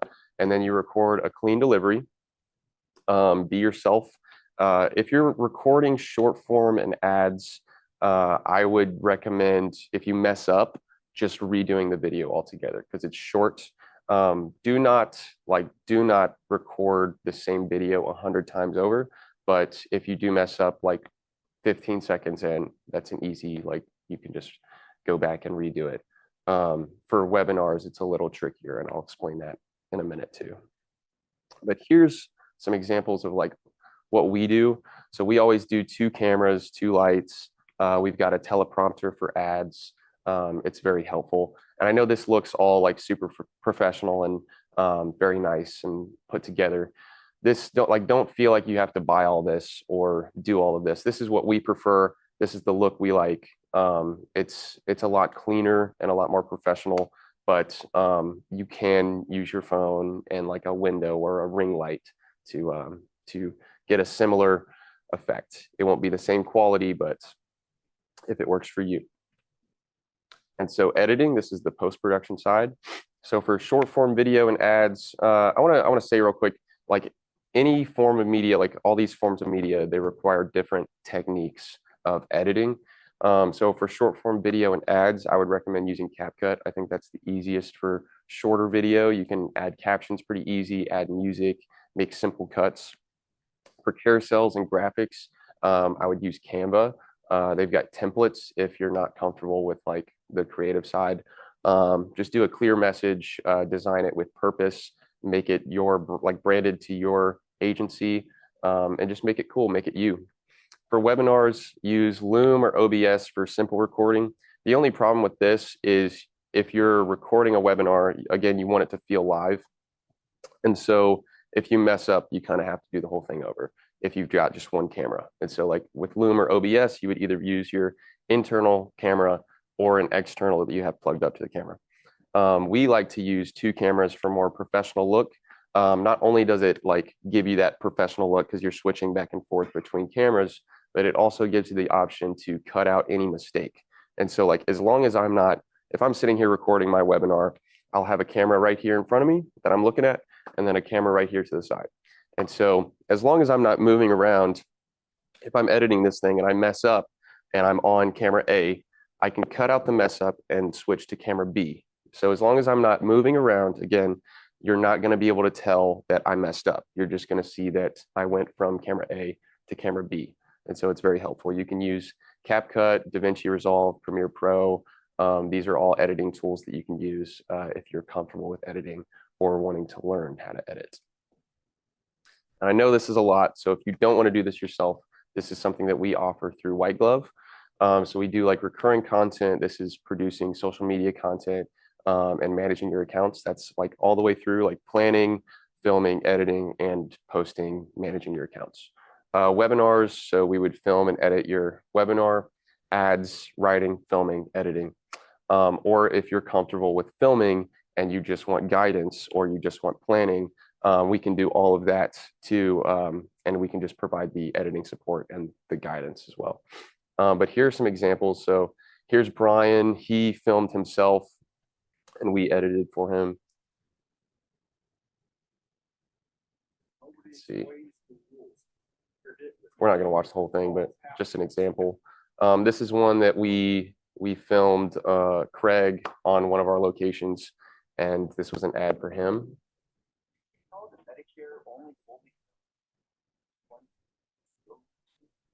And you see we got that second camera angle right there. This is Natalie. We guided her to film her own webinar. So she filmed this, and it actually sounded really good. She filmed it on 2 iPhones, and then she screen recorded her laptop as she went through the presentation, and it ended up being really good. She was in like a big room, so there wasn't much echo. It was in a professional room. It looked really nice, but there were 2 camera angles here. You can see like right there. It was nice, and then we branded it to, you know, obviously her colors and everything. Her logo is up at the top. This is one that we filmed at another location of ours for Roland. Medicare 101 webinar where we're going to go through. And we did 2 camera angles for this as well. Right there. Medicare. This one turned out really nice. Another thing that we offer, I'll go back here. And this is something we do internally and also for people like Brandy here, who is one of our partners. We do like 3 appointment reminders. We've talked about this a little bit, but just to show you. So this is a 1 week, a 24-hour, and a day of. And so these not only, you know, offer value to, you know, your people going on to a review, but it gives them that personal touch. It lets them know what's coming up, what they need to be thinking about. And so it's very helpful all around. Yeah, that's what I got. Perfect. And as Chase mentioned, I am the VP of Growth. I'm over our finance team, our GHW partners, which is our external distribution, and then our hiring team. And then also really just deal with anything that Chase really doesn't want to do. Generally ends up on my desk, really, which should be my title. But today I'm really going to focus on hiring. I think that's probably the hardest part about scaling an agency. Trying to get to 6, 7, 8-figure agency is bringing in the right people, onboarding them, and retaining them. It's something that has to be very intentional and focused. And I want to be real clear. Hiring is a skill. Okay, it's something you learn. It's something that's taught. You can't roll out of bed, post a job on Indeed, and think candidates are just going to come through the door. Okay, so you have to be very intentional and take this very seriously if you want that success. The year to date with GHW, so 22 new agents and employees added in 2026. And I think it's important to look at the kind of portfolio of hires here. Yes, there's LOAs and admins, but we've got content manager, videographer, media buyer, manager of recruitment. As you scale and you build into a bigger agency, there is going to be openings and needs for things outside of the usual agent and admin role. And we've done a great job of adapting and bringing in different kinds of talent. Every job is different. The way we recruit is different, right? The job description is different. The interview questions are different. The onboarding is different. The talent pool is different. So every single post we have has to be focused, different, and spend a decent amount of time making sure that you have the job description posted out there to generate that interest. I think this may be the most important slide on my deck. Okay, and I speak to a lot of agents daily, whether that's a partner, whether that's on the platform, or just in the industry, and I hear it all the time. It's AEP is I'm spinning my wheels. It's back-to-back appointments. It's just retention. How do I just keep my book? I really challenge you to change that mindset to how do I take this opportunity to generate more revenue? Okay. And if you're one of those folks where it's back-to-back appointments, you don't have time to even talk about cross-selling, you don't have time to talk about these new exposures, then we've got to take a really hard look at your back office and see what we can do to free you up during this period where you can take advantage of this time and these meetings to make sure you're covering those exposures and generating that new revenue. Okay. So if you have a 500 person book, and let's say you cross-sell 20%, that's upwards of $60,000 in new generated revenue. Okay, that far exceeds what it costs for an admin during that period. Okay, so I challenge you to really look at your current processes and free up your time to generate this new revenue. Okay, and as Chase mentioned, it's not too late. Okay, it's not 3, 4, 5 weeks anymore to find talent and bring it to your front door. It can be done very quickly if you're intentional and focused on that position. And this is for our agent roles. This is just an example of a timeline, and it's from when they click on the Indeed ad to a signed offer letter. Okay, and these are the last 4 openings, the average of 9.25 days. Okay, again, this is a result of us focusing on this, getting processes in place and being intentional with our time and focus to make sure we can get these guys in the front door. But it is not hard to get an agent through your front door in 2 weeks. And it's no different for the admin. 15 days, 6 days, 11 days from applying to a signed offer. Okay, so what I want to make sure you understand is you have plenty of time to get somebody in your office and onboarded before AEP. And this slide's important because I know we always post these kind of numbers and how much we're hiring and the volume, and it's great. What people don't see is what it takes to get there, what it takes to be successful. And it's not just hiring, it's onboarding. It's then retaining those employees. It's getting those agents to 25K in revenue in 4 to 5 weeks. How do we do that? Well, it's a lot of time, okay? It's a lot of prep. We average 225 monthly applications per posting. Okay, that's 62 candidates screened per month.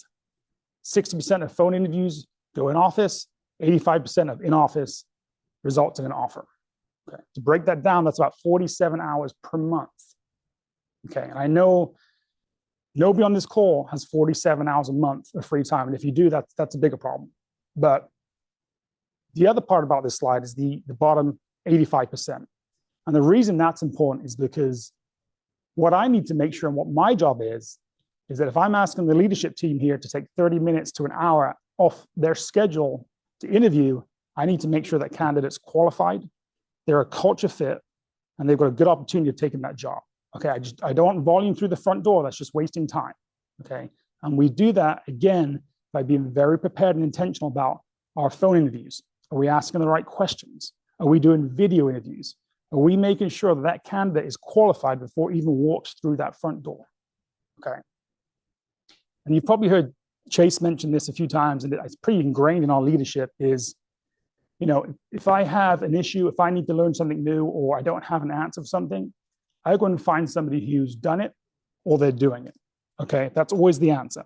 And I say that because we have a team here that has the answers to your questions and the support you need to get a hire in before AEP, onboard that hire, and just as important to retain them, okay? The front office, by the way, best looking team by far. One in the chat box. So Frozen. That's myself and Eric Bodine. Took me a few practices to get the last name right, but we got it down. It's the accent. Front office. So that is Monday through Thursday for an hour. Okay, we're talking resumes. We're talking how do we do phone interviews? What's the commission structure look like? Okay, we're very transparent about how we do things in our agency, and that's passed down to you in terms of the documents and our day-to-day operations. Special teams, get with Delaney. We can train your admin, okay? Delaney's very high level and she manages a phenomenal team, and we can teach you how to get to that level very, very quickly. The huddle, the practice field, sales, let's get the LOAs plugged in. Let us help train your employees. And we do this for one good reason. So you can continue selling or leading your agency and scaling on the more important issues. We can 100% train and onboard your new employees. And we set some pretty lofty goals as an agency in terms of LOA recruitment. We want to have over 60 LOAs by the end of next year, which I think we'll have more. And I had to take 60 new ones, brand new ones. So I had to kind of take a step back at this point and think, is my time best utilized hiring? Are my skills best utilized hiring 60 LOAs? What I came to realize is, our LOAs generate about $240,000 of revenue per year. So why wouldn't we hire in volume? But to do that at that level, I need to go find an expert. I need to go find somebody who's done it, doing it at a very, very high level. And that's when we brought in Eric. Okay, so we got Eric from one of the largest recruitment consultancies in the world. Okay, 10 years experience, director level, very high level, led teams. And he's going to come in and help us get to our goal from LOA recruitment, but he's also going to be there to support our CoachG members. And he's going to be available to the outside market to help you basically post, source, recruit. He's going to get them to your front door without you lifting a finger.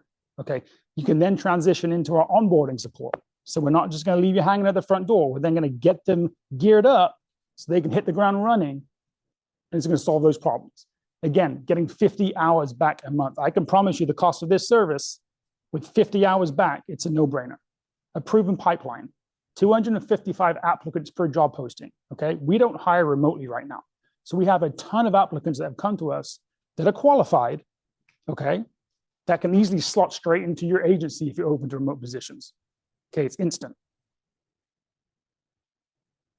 And then this is by far my favorite slide. I present on this every single time, and everybody on this slide, Shannon, who's our contract specialist, Megan, top 3 producing agent, Kara, who's my finance manager, Delaney, operations manager now, Ashton, who obviously is our marketing manager. Every single one of these individuals started as an admin, okay? And that's important for a few reasons. When I hired and interviewed every one of these people, I knew for a fact that they were going to be a good admin, but they're going to be a great employee. Right? I'm going to take them past that admin stage. How do I get them from an admin into these leadership roles and start building that hierarchy? Okay. And from internal promotion just drives culture too. So this is, for me, is my favorite slide, because it really shows that if you can onboard and you can develop these individuals, there is no cap to where they can get to. And just come with the last slides here. So what are the key drivers for immediate success? Branding, okay? What does your online presence look like? What does your social media look like? What do your job descriptions look like? Everybody has this false narrative that this candidate has to sell themselves to you. Well, of course, but also that candidate's going to come and want to work for you, okay? You've got to get them excited. And guys, I hate to say it, nobody wants to be an insurance agent out of college. Nobody wakes up and be like, I want to go sell insurance. Okay, you got to make it exciting. You got to make it sexy. You got to make them want to come and work for you. And that's done by your branding. It's done by your culture. How do you treat employees? What does 3 years look like? What does 6 months look like? Okay, you've got to ingrain that into your hiring process. And branding is really the first step. The onboarding, not just recruiting. I could fire LOAs every day through our front door. Okay, if you haven't got an onboarding process, you're never going to be successful. You will not last. And I can tell you, we've never hired anybody with a stellar sales background or anybody with any Medicare experience at all. Okay, I rely heavily on our onboarding experience and our culture in the office. I know if I have somebody that's confident and coachable, that Travis, Devin, and Connor, they're all going to do their thing, and they're going to get that agent to $25,000 in revenue in 3 to 4 or 5 weeks, tops. So I trust and rely on the onboarding process. And then lastly, probably the most important is leadership, okay? And that's you. Are you ready to hire? Are you ready to take on that responsibility of somebody's career? Have you got those clear standards, clear expectations, the culture that rewards competition, accountability, okay? Are you selling the role or simply posting it? Okay, because if you're just posting a role and you're not excited about it, you're not excited about bringing in new talent, it's not worth even starting. Okay, so it starts with you, and there's really hard questions. All right, I am here to close this down, and as Chase mentioned, you guys are here. We're really going to talk about the kind of culmination of all of this, and really coming off of Chris talking about hiring, and specifically kind of ending with the important role of leadership.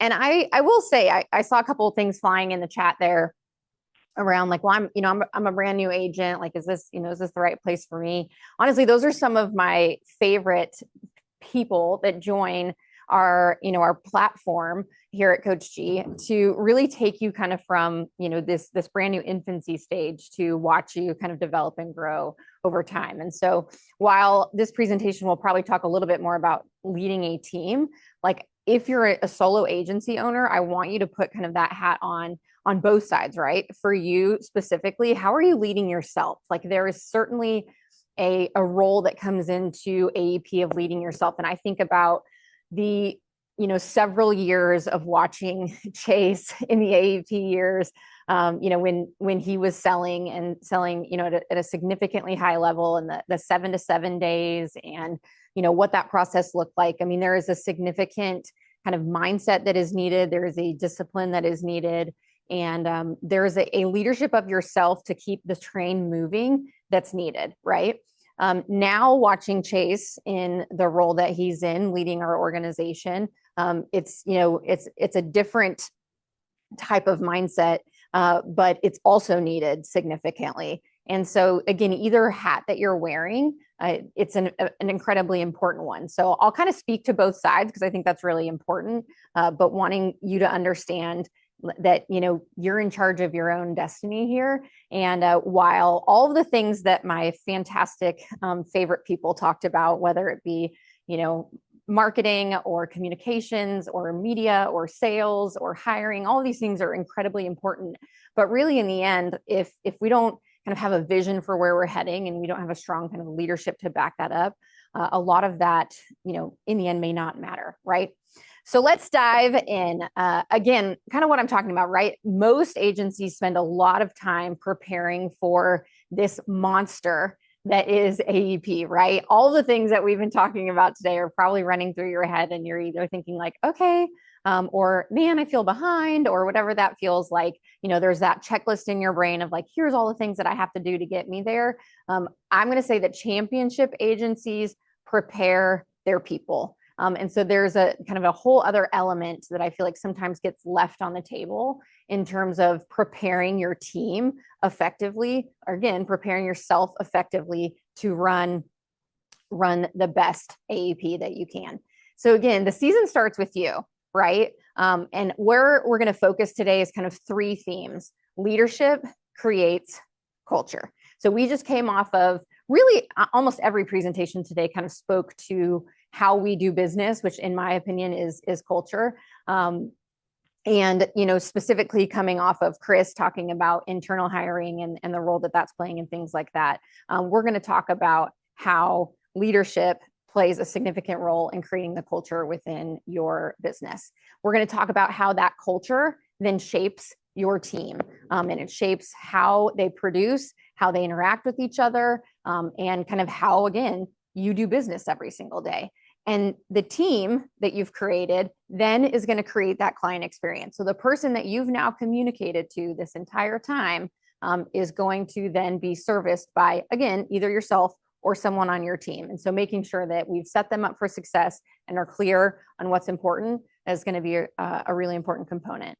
So while I typically I usually always talk on both sides, I guess, but when I think about branding as a whole, and those are the things I get really passionate about, you heard from a lot of my team or our team in terms of external branding. I'm going to shift the focus towards internal branding, which is, to me, actually my big passion.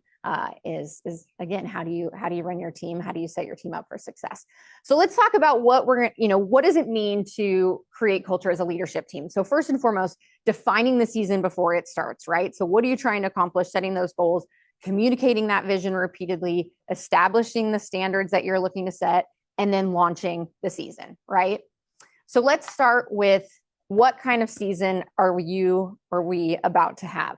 So these are live pictures from, I would say at this point, about a month ago. Matt flew in and we had an entire leadership team here at the Greatness Factory, and we spent an entire day planning out all the things that we're talking to you about today, right? So we sat there and we planned and defined what our season was going to look like from kind of the very beginning, which is technically kind of Matt's side and the marketing side, through sales, through client success, which we didn't cover too heavily on today, but we will for those of you attending the coaches retreat at the end of the month, all the way through the execution of sales and the preparation there, all the way to the follow through and the follow up. We set our goals, we set our plans, and all of those things. And we had a great, fantastic day. So our job as a leadership team is to help our team know, again, where they're going, why it matters, and how we're going to win at the end of the day.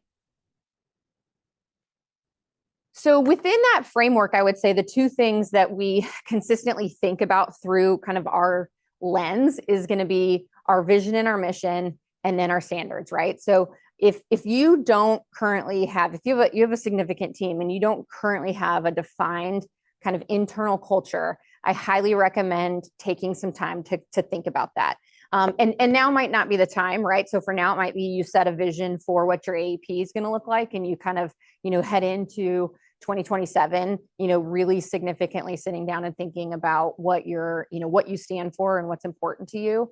And so for us, we actually at last year's summit rolled out this vision and mission to our team.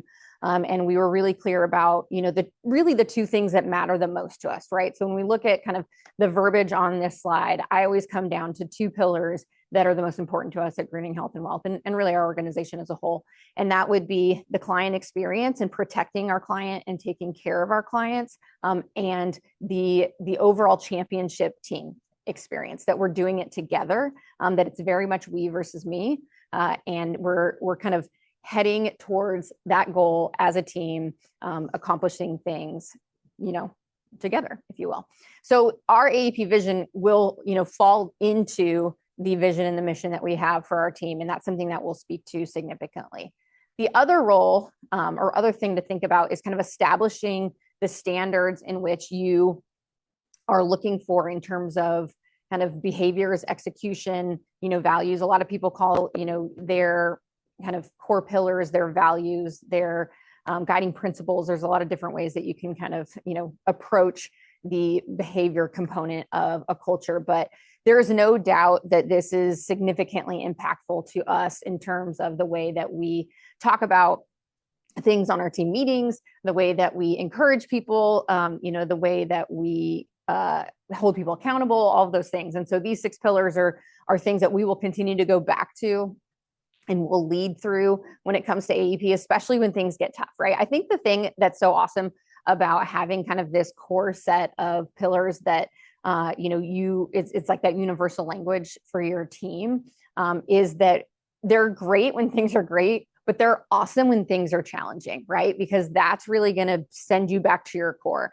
Anytime that I've been, even in my previous, career, if you will, like when I was part of an organization, when things were really hard, it was like our core pillars, our value system that allowed us to make some really tough decisions. And so I would say, as you're leading through a difficult time, being able to consistently remind people of like what matters to us, why we do these things, how we support each other, incredibly helpful and really valuable to the team, right? And again, if you're by yourself, like sit down and write down the things that matter to you the most, that's going to bring you back to the central kind of meaning that you have and purpose of what you're doing on a daily basis, to help kind of guide you through this difficult but fun time, right?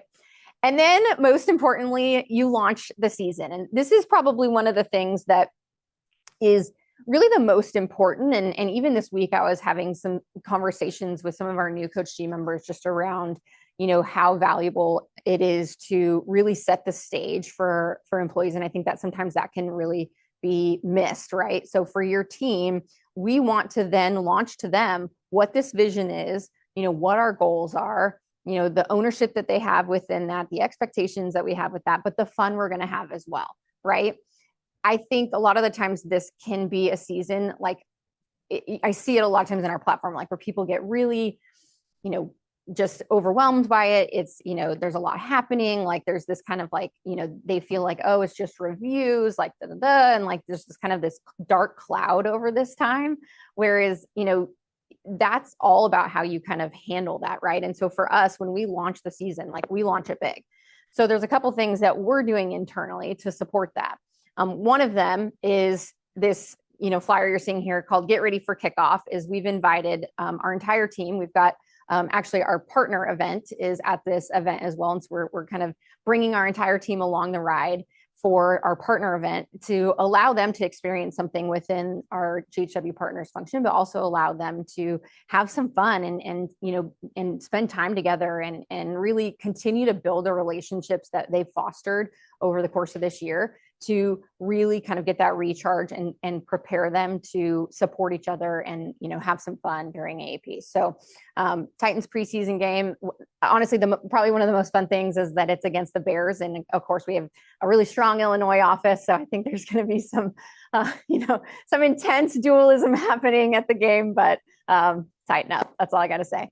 And then on top of that, we have launched and we'll continue to kind of talk through our 2027 team summit. So one of the things that will kind of continue to excite and incentivize them through this time period would be that at the beginning of next year, we will roll into our team summit. And this year we're doing it down in Watercolor, Florida, which is one of Chase and I's favorite places.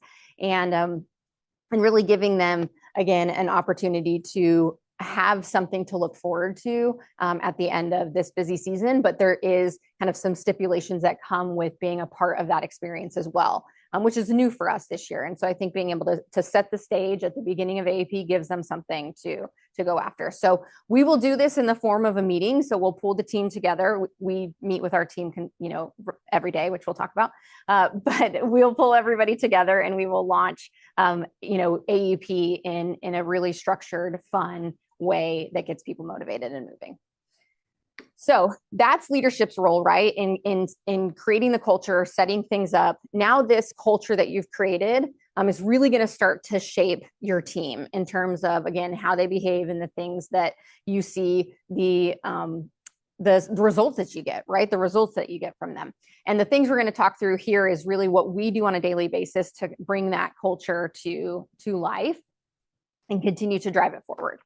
So let's talk about our communication rhythm. So, how you, again, communicate. And for us, what's unique, and probably not completely unique, there's a lot of people that have a lot of different offices, right? We have offices in multiple locations. And that, obviously is unique in the fact that we want to be able to communicate with people in a way that keeps them engaged and motivated and feeling like you're part of one team versus kind of siloed offices doing their own thing. And so we're very intentional about the way that happens.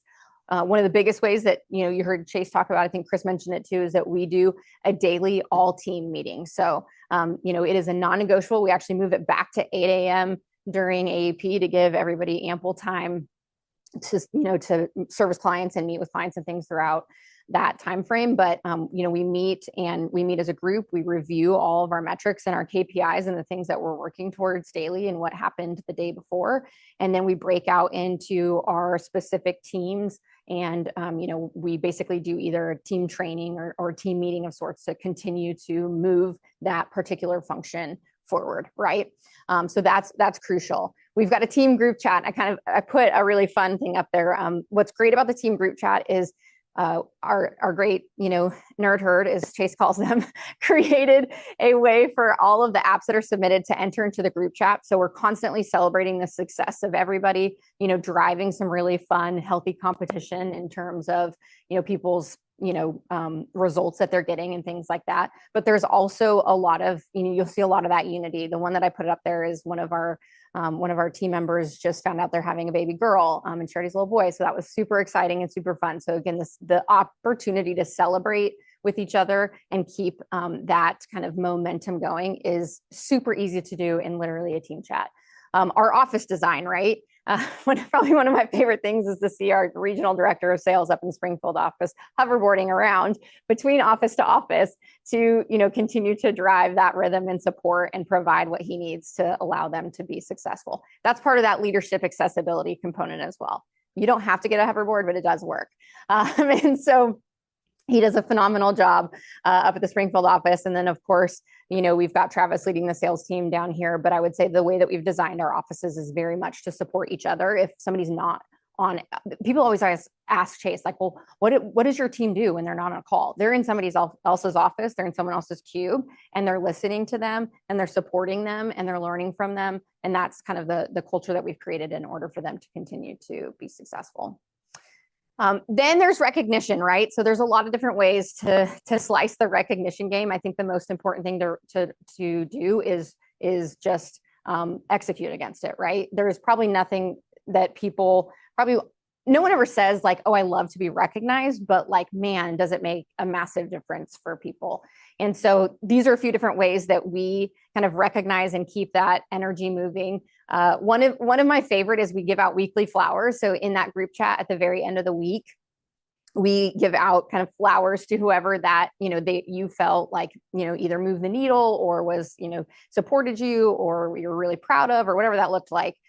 We are able to kind of drive that in the group chat. So this came yesterday. So I thought this was such a cool testament to our culture. This was a random midweek flower delivery in the chat, wasn't prompted, to our client success team from one of our top agents. And he was just giving them major props for the job that they do, which can very much be a thankless job at times. And so I thought that was super cool. And I was like, well, that is perfect for my presentation tomorrow. So I thought that was awesome. So again, daily team shout outs. I always say snacks on snacks on snacks. There's nothing that you can do more than to keep your team happy by feeding them. And then our team loves swag. So, I mean, anytime we've thrown out an incentive around, hey, we'll get you a new quarter zip if we as a group reach X, that definitely drives the needle. And then of course that summit trip is going to be a big one for us this year to drive that recognition component. And then there comes energy, right? And this is probably going to be a lot of times overlooked or undervalued slide in terms of what I talk about, but kind of going back to that beginning conversation around mindset is, again, your team is going to mirror your mindset. So if you walk in to the office or into your team virtual meeting, or again, to yourself, you're telling yourself on a daily basis, like, this is going to be so horrible, like nothing's going to come of it. I'm wasting all this time. Like, I'm not going to make any money. This, again, that whole kind of black cloud, like that is the experience that's going to be essentially happen on the back end. Right. And so I'm going to give Chase props here because I feel like one of his biggest strengths is his ability to keep there's a lot of pressure that, sits in that a lot of times I'm probably the only one that sees in the role that he plays. And I think the way that he can walk into the office and let all of that go and, have the mindset that he has and be able to drive the culture and the results that we're looking for is incredible. So again, that composure builds confidence in people, that consistency creates stability for people, and that energy is contagious. So just remember, as you're going through this experience, you actually have an opportunity to, make it as something that we could win and go grasp versus something that's happening to us, right? And then lastly is accountability. And I don't want to say accountability from a negative place. I think that's where a lot of people tend to go when they think about accountability, but it's really more about just awareness of what we've built and protecting it and helping people be successful, right?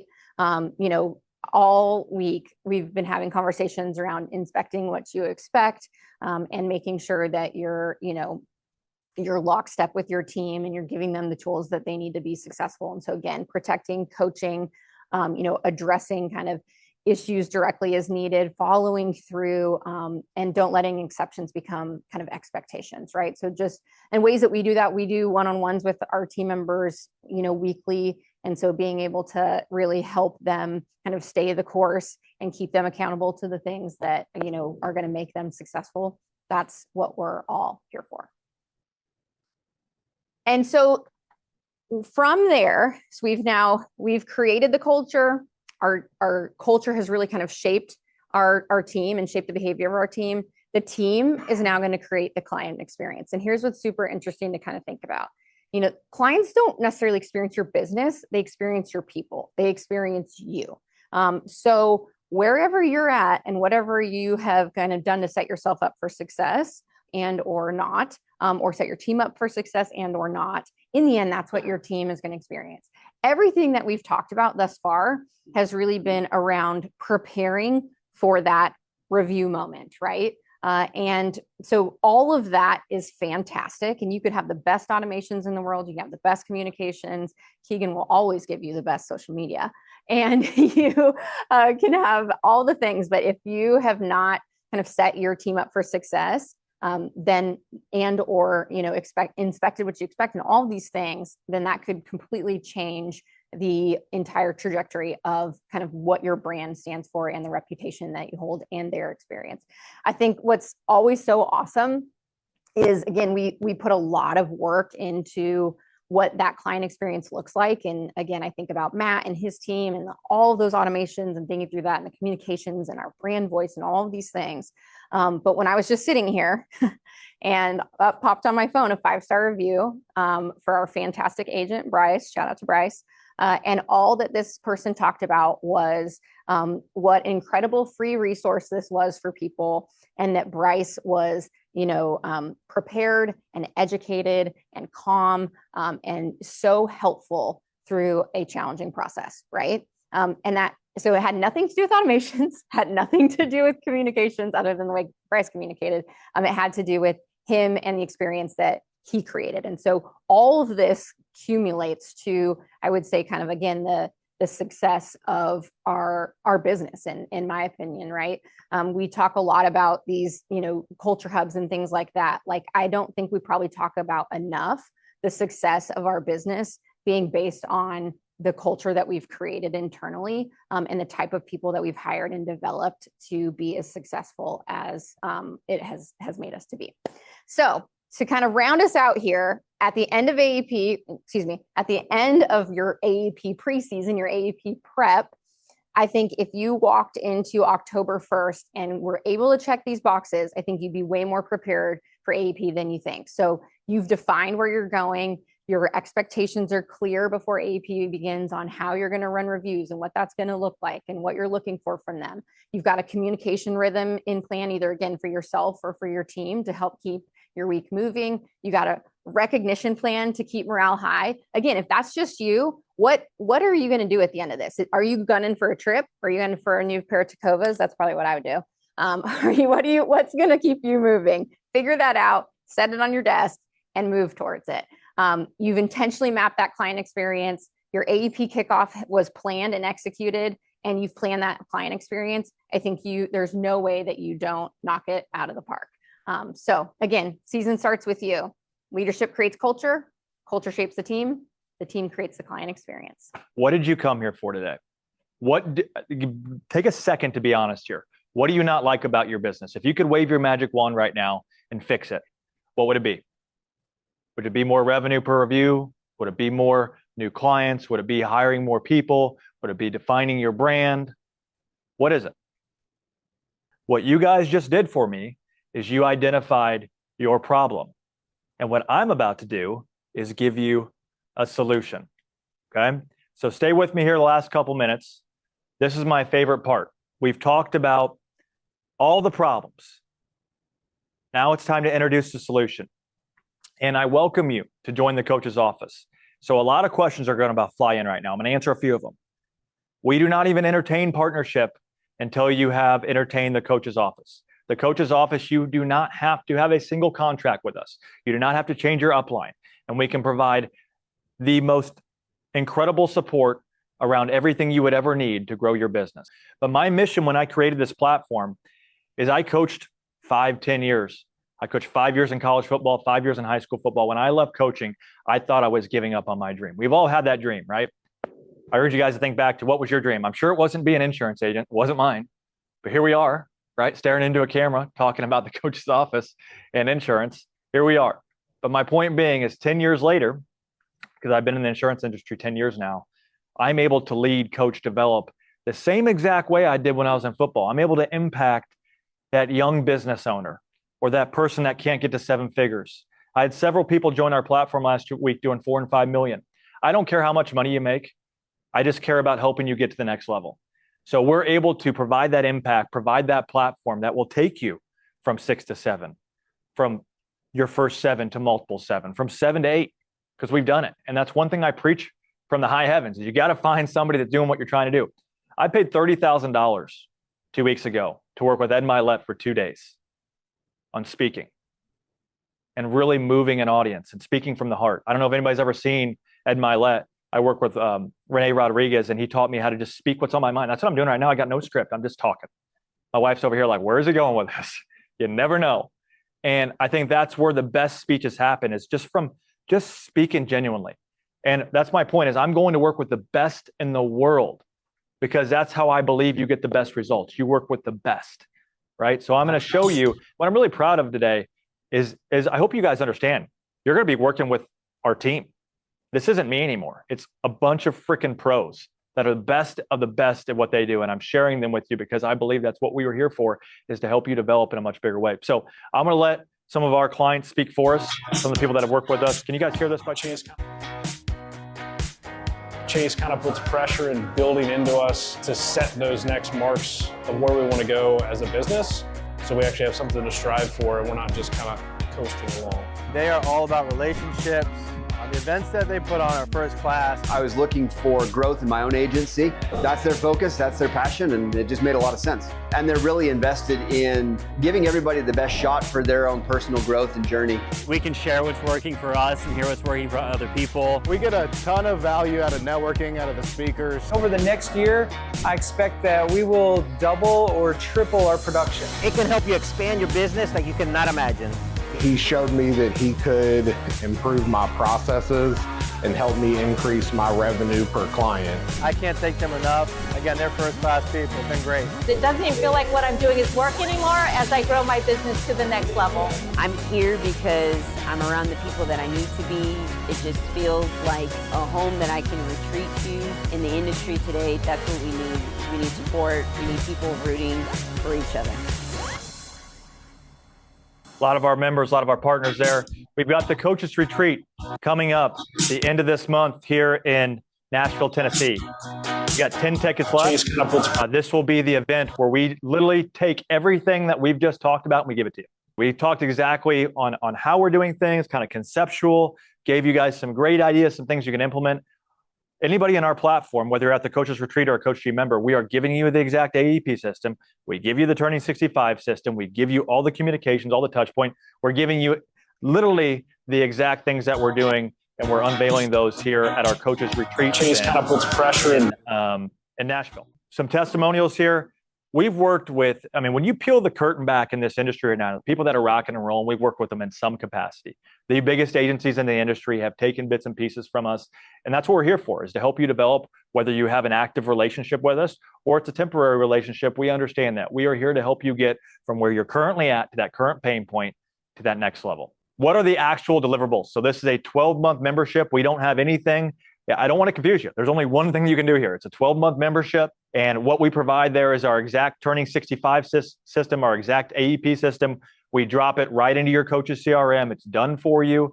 We can take it a step further and literally launch it and take that extra 10% that needs to be done. We can do your media. Keegan's team will come in and do a professional media presentation for your Medicare 101, run your ads, edit them, produce them, you name it. We've had millions of people, not millions, sorry. We had so many people do that. We have a 64 plus white label book. So I think Matt Libby, if you want to hold that up, I saw it on your screen there. If you want to grab your 64 plus book there. So I think we have maybe a couple hundred people that have this. This has Matt Libby's name on it. So he is a published author of a bestseller, right? This is his lead magnet. You will get your own white labeled 64 plus book, just like Matt, for joining the platform, that you can use as a lead magnet or use however you want. All the done for you templates. We have 20 plus hours of live support per week, revolving around sales, marketing, hiring, client success, branding, operational support. So much support 24/7, both in the platform and live. Again, we talked about the 64 plus white label, so you will be the author of your own best-selling book. You can use it however you need. You will get this as part of your membership. And then again, 20 hours of live coaching and agency development support with all of the leaders that you heard discussed today. Some of the people that you didn't hear from today. Josh Cooper leads our life division. Joe Pate leads our annuity and AUM. Delaney leads our operations team. So you'll be working with all of these people to help develop your agency and agents each and every week. Turning 65 landing pages. So all the landing pages pre-made for you, all the funnels pre-made for you. We have webinar scripts, the exact scripts that we use to generate $30,000, $40,000 a day in our internal agency. Client needs assessments, flow charts, handbooks, employee handbooks, onboarding. Anything you can think of, we have, and if we don't have it, we're going to create it. Okay, email templates, you name it. When it comes down to it, you've went through all these assets here. So first 10 people today, we're going to put the link in there, are going to be able to get that coach's retreat ticket and join the coach's office platform. So the price never changes. It's been the same price for the last 2 years. It's $10,000 for 12 months. And I'm telling you right now, you came with a very, very specific problem. Okay. We have very, very specific solutions. The one thing I cannot do is get you to take action. But what I can tell you is we have over 500 active users in our platform. I have worked with thousands of Medicare agents. The people that have the most success take immediate action time and time again.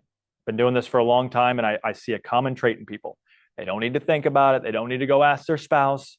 They don't need to waffle and waver. When they find something that can help them grow their business, they take immediate action.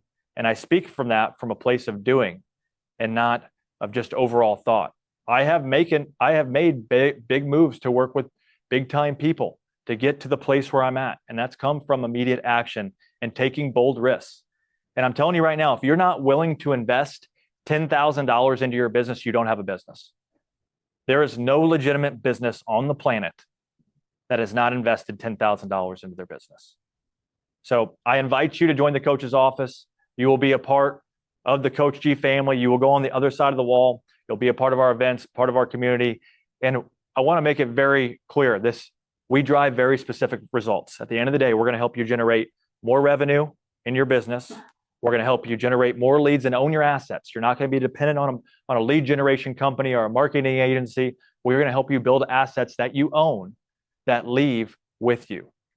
And then finally, we're going to help you hire, onboard, attract, develop, and retain top quality talent and people. And I cannot say enough, after working with hundreds of agencies across the country, the biggest way to make a massive move in your business is with a person or a process. And I believe we have all of those. So again, I invite you guys to join the coach's office. You can book a strategy call with our team. Yeah, we'll put the link in the chat box. You can purchase right now, or you can book a strategy call with our team. So I want to make it super clear. My formal recommendation is if you have a problem in your business, we have a solution. Join the coach's office. You'll get the 64 plus book. You'll get the coach's retreat ticket, and you'll get a 12-month membership to our platform, which will drive transformative action in your agency. I appreciate you guys so much today. Again, you've got links all over the place. Carrie on our team here and Max on our team, they lead CoachG sales and client success. So if you guys have questions for them, go ahead and ping them here. If you need to book an appointment with them, book your strategy call. Excited to see you guys here in Nashville. I love doing the virtual events because we get to talk to hundreds of people, but I can't wait to be in this room with 100 of our members really deep diving and really making massive moves in their business. Hey, just wrapping up the August 5th AEP Playbook here at the Greatness Factory in Nashville, Tennessee. Had over 450 Medicare agents at one point live on this thing. Thank you guys for showing up. I know our team laid it on the line. Everyone's exhausted, and we have a ton of new members that joined Coach's Retreat. Now we turn our focus to the Coach's Retreat, which is August 27th, 28th here in Nashville, Tennessee. Can't wait to see you there. And if you like today's video, you want to learn more, there's strategy call links in the comments. Make sure to book your strategy call. Make sure to like and follow us, and we can't wait to take you along for the next one.